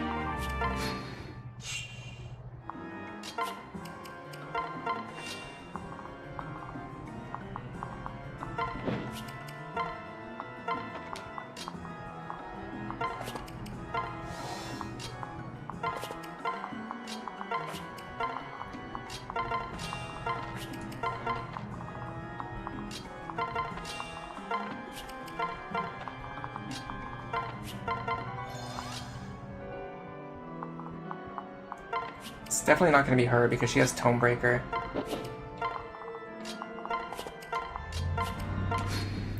Okay, so we need characters with like 44 or higher speed and decent res. Lonk works, but he gets crit, but I can negate the crit chance, but I can't do anything about the fact that he takes too much damage.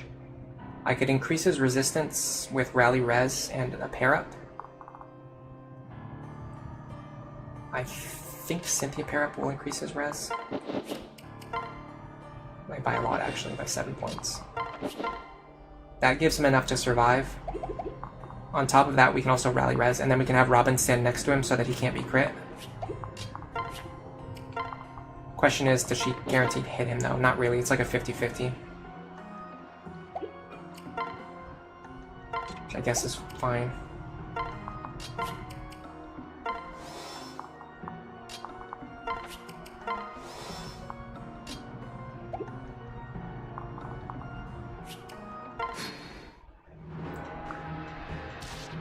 So take 44 damage, then we step over here, and we get some healing. You like Lisa and Vake? Yeah, I like Lisa and Vake too. Honestly, I think Vake is like a great father for a bunch of different kids though, so it's usually tough to nail it down. You don't think someone doing LTC would call using extra turns for healing experience being bad? Well, first of all, I have heard people say that, so there are people who say that, but I understand what you mean. You think it's more in the vein of making it easier for yourself, similar to grinding or using spot pass? I don't really put it in the same category as those things.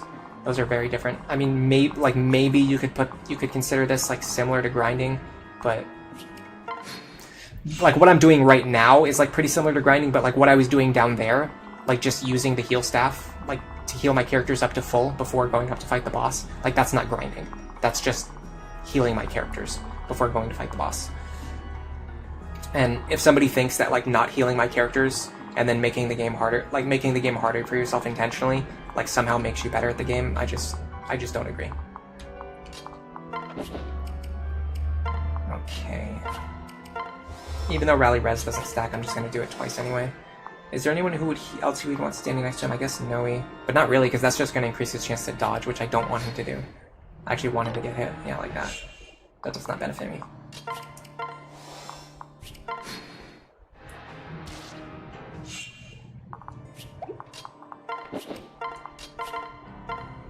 Yeah, I know what you're saying, Snowwarning. It's a common thing that a lot of people do, where like,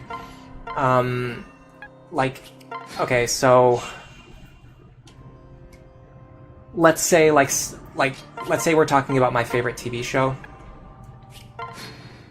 I don't know if that's a great example.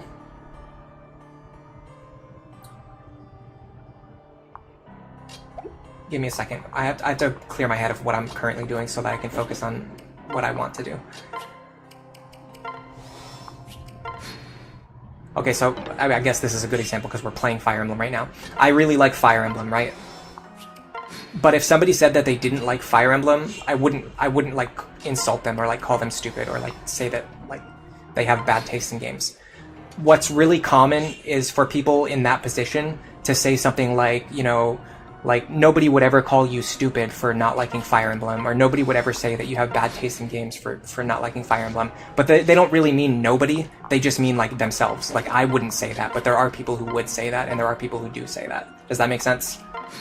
But at that point, I'm kind of just being pedantic anyway. There wasn't really any necessary reason to correct that. Basically, like, arguing about grammar.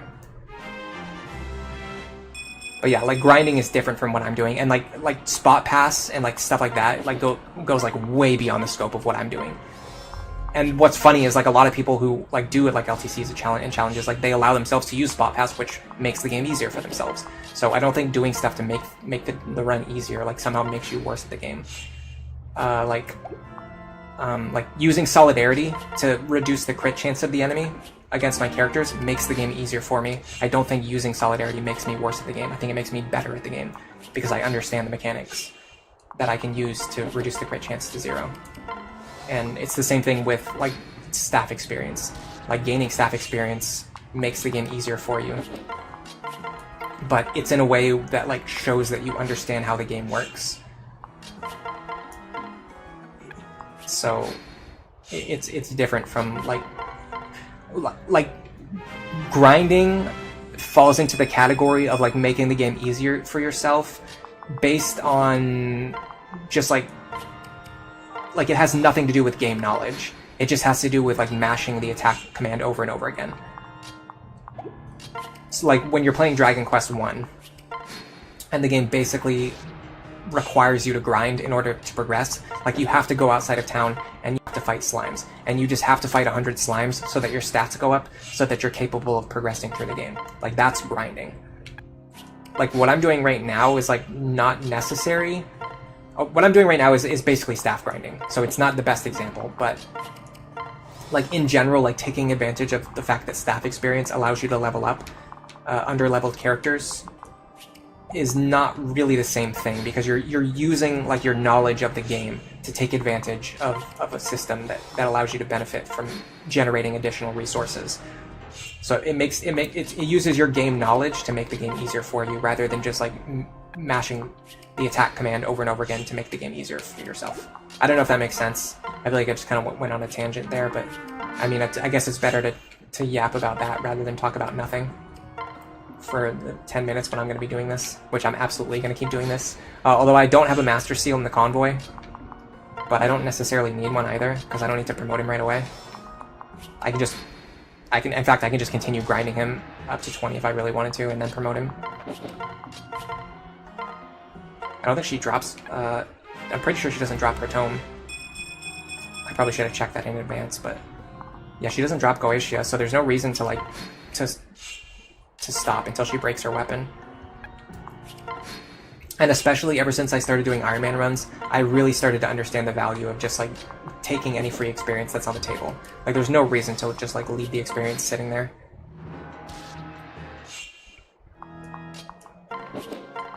People will be impressed if I'm able to people will be impressed if I'm able to complete the game within an Iron Man context. Like that's what will impress people. Me like refusing to use stabs to gain extra experience is not going to impress anybody. At least not anybody whose opinion that I care about. So ever since I've started like practicing and developing Iron Man strats, it made me a lot more aware of these kinds of strategies and how valuable they are. Like there's literally hundreds of free experience just sitting here. Like why would I not use that? I'm gonna need another heal staff from the convoy. And this is gonna give Owain the ability to actually like join the team and become a valuable like character from our roster.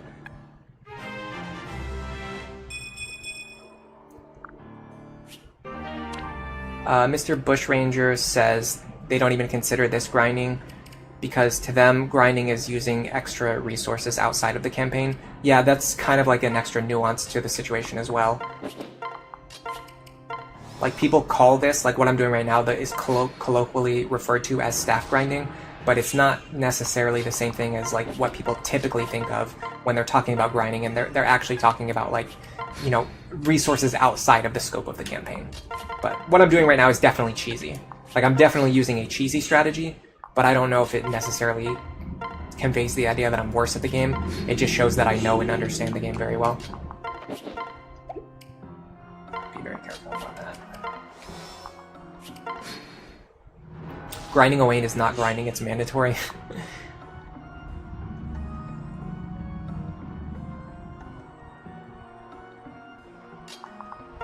People conflate taking your time to milk experience out of the map with grinding, but they're not the same exact thing, says Bushranger. Yeah, that's basically what I think that's what we're concluding here.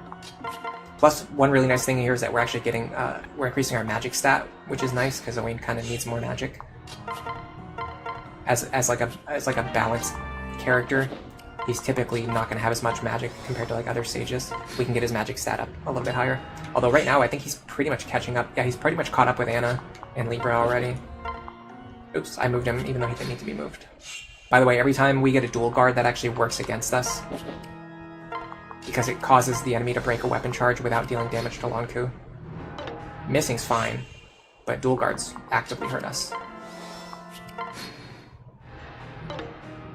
As long as you see Owain being deployed, you're a happy customer.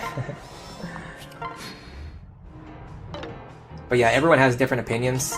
Like, for example, like, as you can see if you look at the poll, most people find ambush spawns to be like the most annoying, like, BS enemy behavior. But for me, I actually don't mind ambush spawns at all. I find ambush spawns to be kind of fun to play around once you know that they're there. And when I play the game, like the first time, like if I know that it has ambush spawns, I'll just look them up, even when I'm playing the first time. And then I'll just play around them based on like, oh, I know this enemy's going to spawn here, and you know they have exactly this much range. So if I have a character stand exactly here with this weapon equipped, I can fight them as soon as they come out. And to me, that's kind of a fun concept. I don't think it's executed well, which is a big part of the reason why people hate it, ambush spawns so much, is because it's executed very poorly, because you can't see the ambush spawns. If you could see them before they came out, I think it wouldn't be as I think it would still be a little bit controversial, but it wouldn't be as controversial.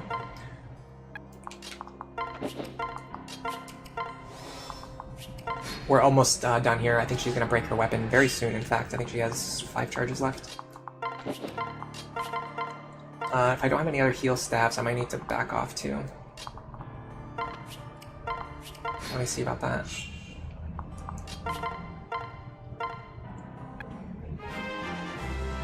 Now that online resources exist, you can choose whether or not to be surprised by ambush spawns.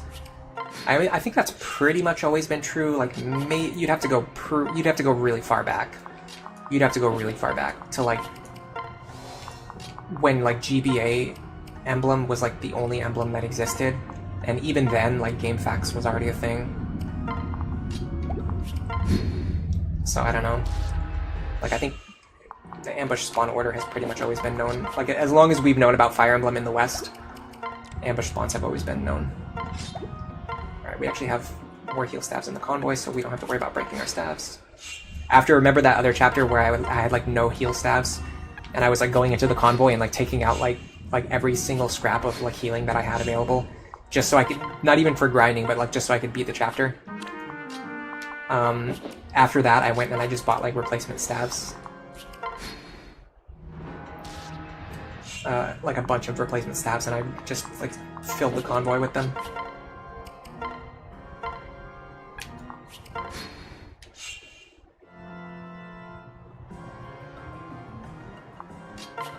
Hello, Cheesy Crayon. Welcome to the stream. Personally, you don't mind green units? You think they're interesting to play around? Oh, man. See, this is what I was talking about. Like, everyone has different opinions. Like, I'm not saying you're, like, wrong or, like, bad or, like, stupid or anything. I'm just saying, like, for me, like, green units absolutely infuriate me. Like, I hate green units more than anything else in this world. Other than Fog of War. I hate Fog of War even more. But it's funny because then there are people who actually like that. Or, like, for example, the last chapter. Like, I actually like the last chapter a lot.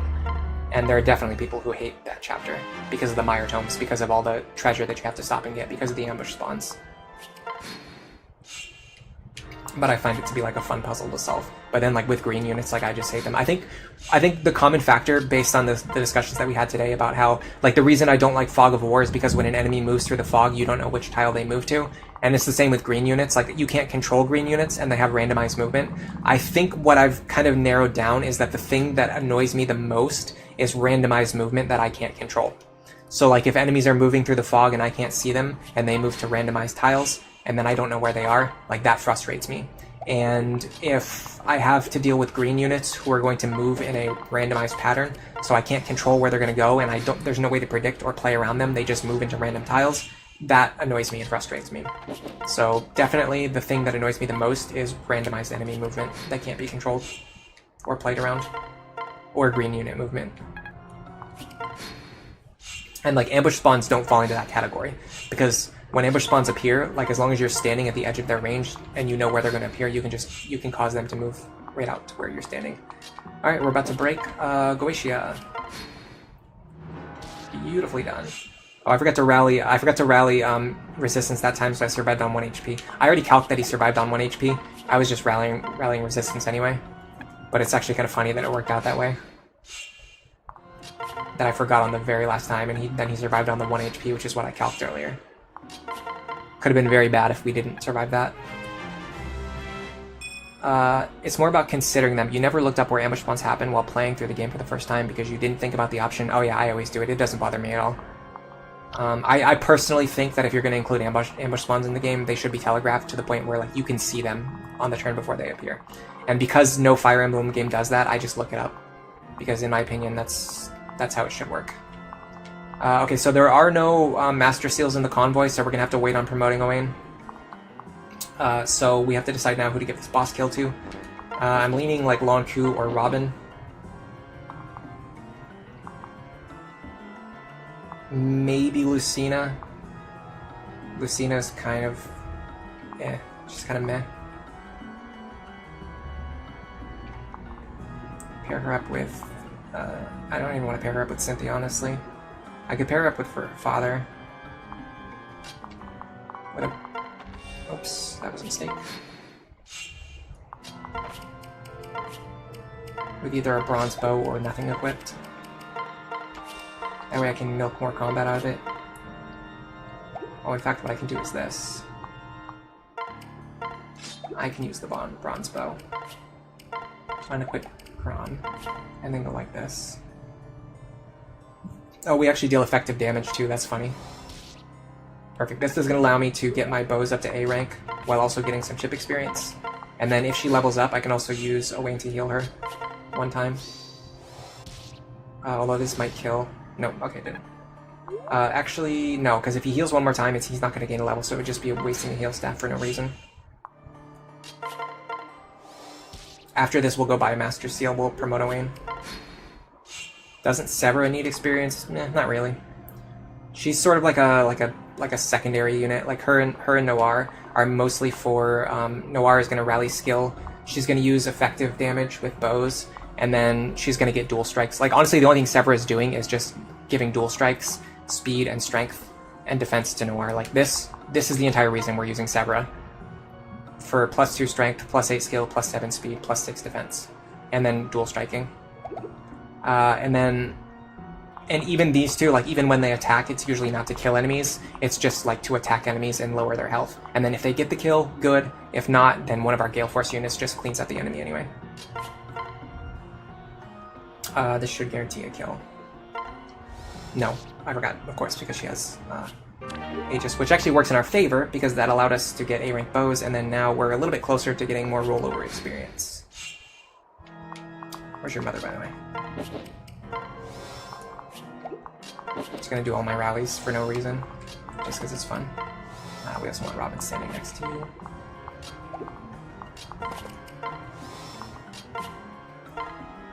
Cool.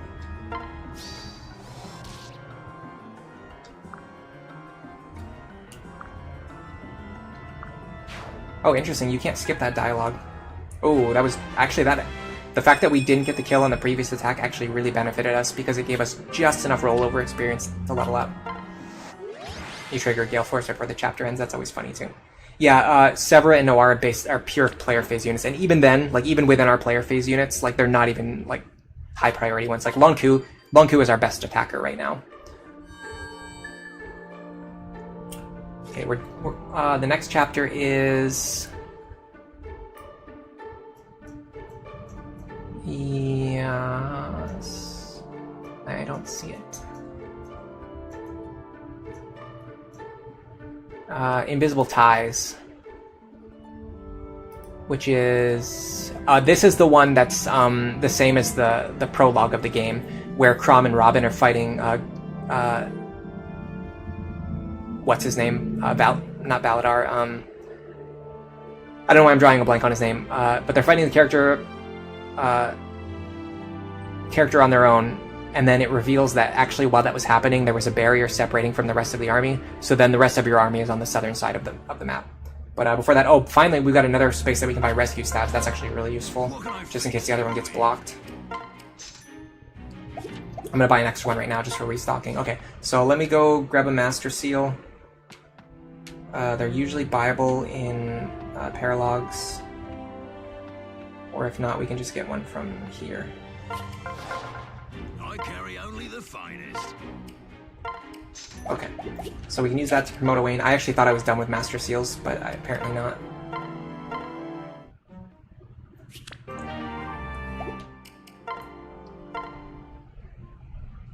Let's increase our supports. I don't feel like doing any voice acting today, guys. I'm sorry.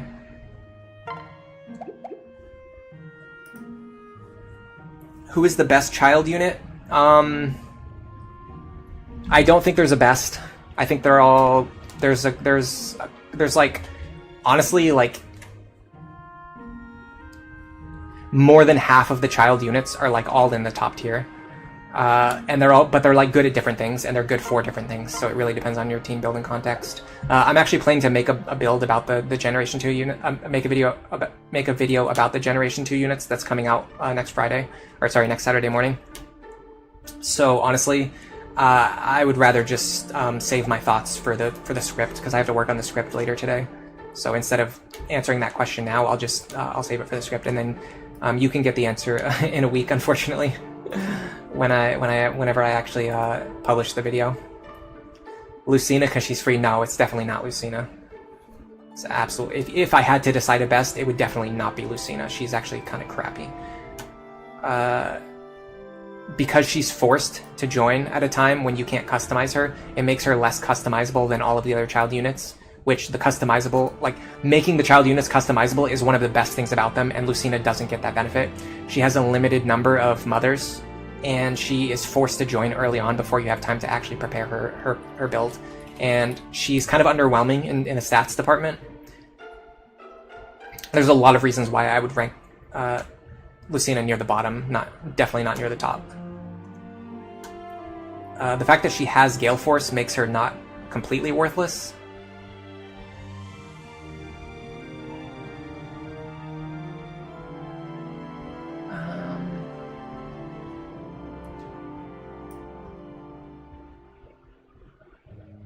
Give me 1 second. I'm looking something up right now on YouTube. Is it Morgan? It might be Morgan, yeah. Like, if I had to say who's the absolute best, it might be Morgan. But even then, like, I really genuinely believe that pretty much all of the child units are like in a top. It's like a weird top tier, but not all of them, but like 70% of the child units are like in like a weird top tier by themselves. Where as long as you can train them, like they will eventually, they have the potential to surpass every single Gen 1 unit.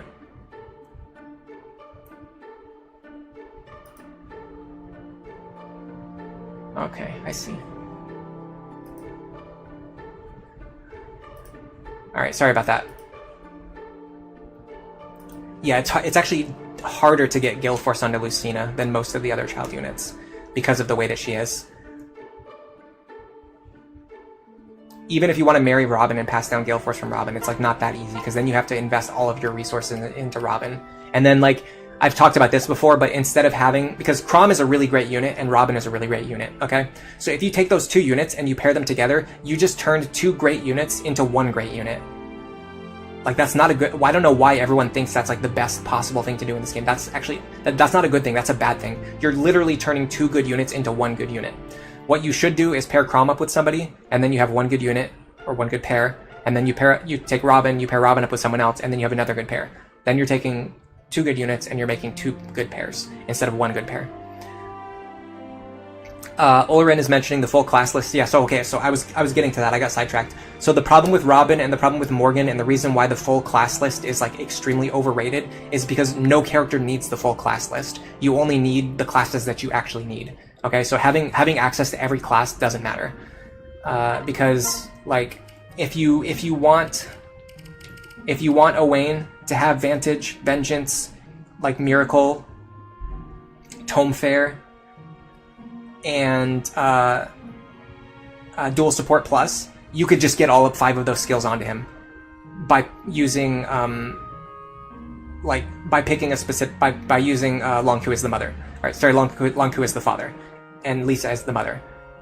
He doesn't have access to every class in the game, but he has access to every class that he needs to complete his build. So having access to more classes wouldn't make him any better than he currently is. And it's the same thing with Morgan. Like giving them access to more classes doesn't make them any better than what they are. There is a point of diminishing returns on class access. Characters like Donald, who only have like 3. How many classes does he even have? It's like 4. I'm gonna look it up. Characters like Donald, who only have like 4 or 5 classes, like suffer for it. Yes. But in terms of the child units, where you can just give them any additional classes that they want, it's usually very hard for them to not, like, for you to not be able to give them all of the classes that they want. And then having more than that doesn't benefit you in any way. So yeah, there's like a class access benchmark, and like once you hit that benchmark, having any additional classes doesn't really help you. So let me look at Donald really quick. I just need to clown on this character again. Okay, so Villager doesn't give any, Fighter gives 2, and then Mercenary gives 2, but also overlaps with Fighter. So yeah, so Donald has 3 classes. Like, having 3 classes is obviously bad. Having 3 promoted classes is obviously bad. But, like, if you have, like, 6 promoted classes, or 10, like, it's usually not any different. Like, you just use the 6 that you want and need. I still think Morgan is the best, but it has to do with other reasons. It has to do with, like, them exclusively having access to skills that nobody else can get. And the fact that they can also, they're like the only Generation 3 unit. If Lucina marries Robin, can she pass on Dual Strike Plus? Yes. Or, sorry, no, but I think it... no, yeah, she always passes down Aether. Yeah, so no, it doesn't work. If you have access to all the classes, you can fit onto more teams and fill more gaps. I mean, that... Yeah, that doesn't... Like, that's not a thing. That's not a thing. I mean... There's like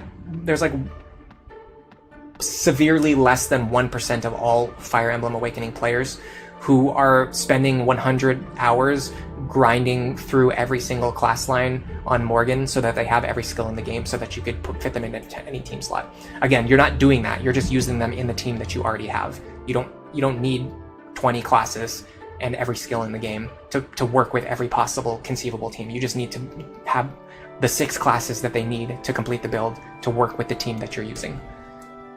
But veteran is definitely a big veteran in Solidarity, and even Ignis is pretty good, and like Rally Spectrum is also very good. Those are all things that only Robin and Morgan can do, which is why, like, if you have to rate characters like near the top, like, they're probably near the top of their respective generations. That was a fun tangent, though. Okay, so let's promote Owain. We're done with our fun tangents. I definitely want Sage. I do not want more Monk here. We're aiming for Tome Fair, and Rally Magic is also pretty good. We can get Rally Magic just through staff grinding, but this is also like a good combat unit with Vantage Vengeance, and adding Tome Fair is just going to increase his damage stack even more. We could conceivably make an Owain who is like an enemy face sweeper who's unkillable.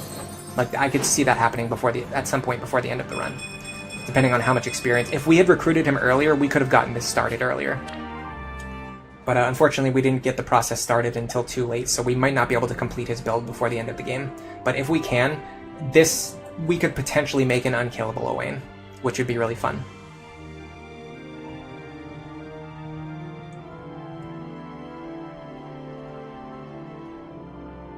The Lunatic LTC grinds Morgan up to Sorcerer really fast. Yeah, so example, the only class you need is Sorcerer. You don't need every class in the game, you just need Sorcerer. And, like, the thing is, like, they're not ranking Morgan based. It's tough to say this because I do think Morgan is the best Gen 2 unit, but he or she is still overrated. They're not ranking Morgan based on his or her potential. They're ranking Morgan based on the fact that they were already using Robin, and so Morgan automatically comes out good. But like that's like circumstantial evidence. Like that doesn't prove that Morgan's good. That just proves that if you train Robin, that Robin's child will be good, and that's true for everybody. If you train Lisa, Lisa's child will be good. If you train, where are my Gen 1 units? If you train Gregor, like Gregor's child will be good. If you train Sully, then Sully's child will be good. You know what I mean? Like it's like a different conversation. He's a bit slow. He could use a Swordmaster backpack. Yeah, but if we're using him for Vantage Vengeance, his speed isn't going to matter because he's just going to be one-shotting enemies anyway. Although, I mean, that's kind of that's a ways off, but it's not as far off as you might imagine. His Vengeance proc rate is already close to 60%. And he could potentially deal an extra 24 damage by proccing it.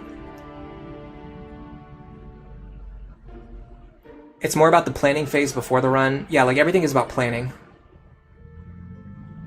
And I agree, well, here's the thing. We plan differently based on what you're saying. So you plan based on characters. I don't plan based on characters. If I'm doing a planned run, I plan builds first, and then I find characters who are capable of completing those builds. So, for example, for me, I wouldn't say I don't go like, number 1, I'm going to use Owain. Number 2, which skills do I want Owain to have? That's not how I make builds.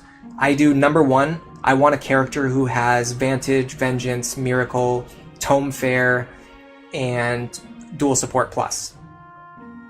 Then number 2, I say, which characters can get all of those skills, and how do I get them? Like that's how I plan out my builds. Severa's support can be really good. Yeah, they support. All of the Gen 2 males support with all of the Gen 2 females, and vice versa.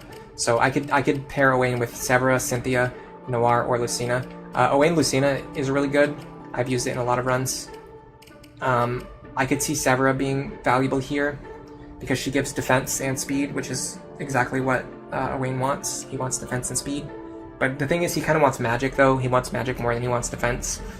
So I possibly or probably need to pair him up with somebody who can give him magic.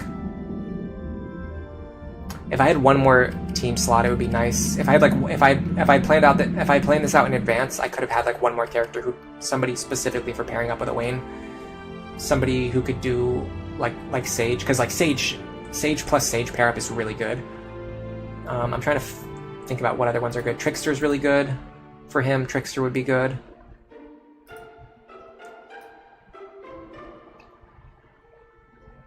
Yeah, Trickster. Dark Flyer's good for him. Sage is good. That's pretty much it. Yeah, so I probably would try to get a Sage pair up, which is, like, none of these characters are really made to be Sages, but I could theoretically reclass any of them into Sages, especially the ones who aren't really doing anything else. I'm probably not going to do that. I'm probably just going to have Owain pair up with his mom, so she can give him the Valkyrie pair up, which I could reclass her into Sage. No, she gives magic speed. Yeah, so Valkyrie's fine. So yeah, I'll just leave Lisa in Valkyrie and then just have her and Owain pair up. So he gets plus 5, 6, 7, 8. He gets plus 8 magic from her. I do need to start grinding his tome rank as soon as possible. That's one thing.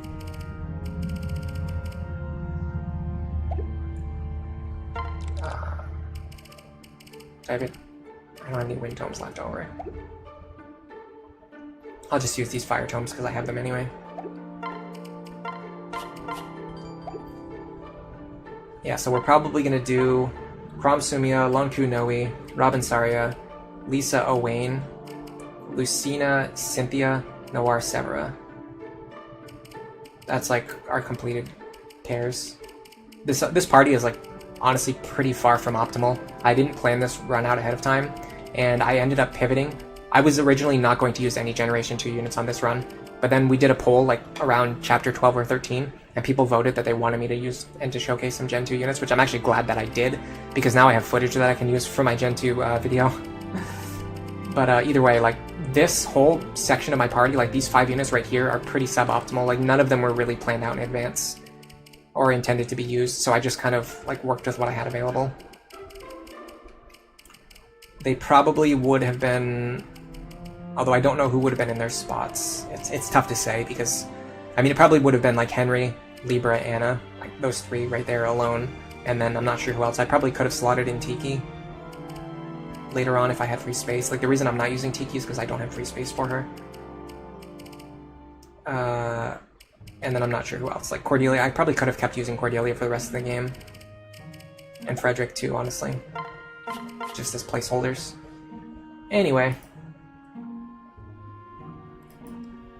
Yeah, Valkyrie's a good pair up. Cynthia would be optimal. Not really. I mean, it doesn't make that big of a difference.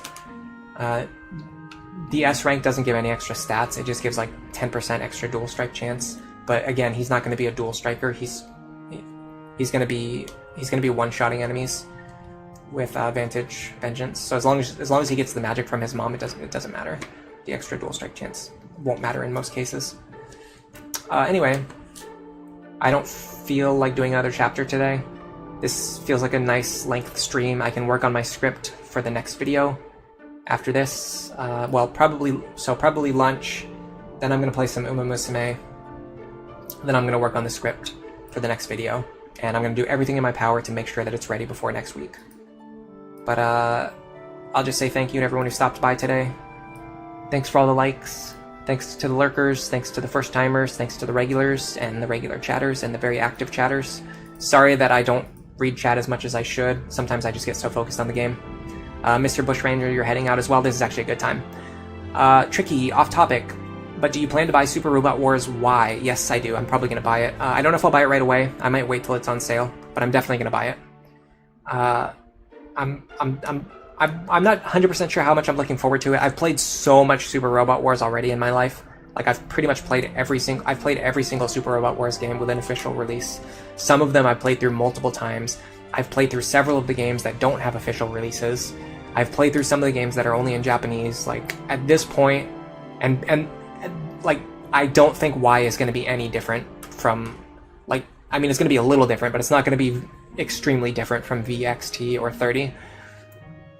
Like, at this point, I've played as much Super Robot Wars in my life as, like, I would ever need to. I haven't played the demo yet, no. I typically don't play demos. I typically don't, like, look at news or spoil myself on games that are coming out. I just wait and I play them when they come out.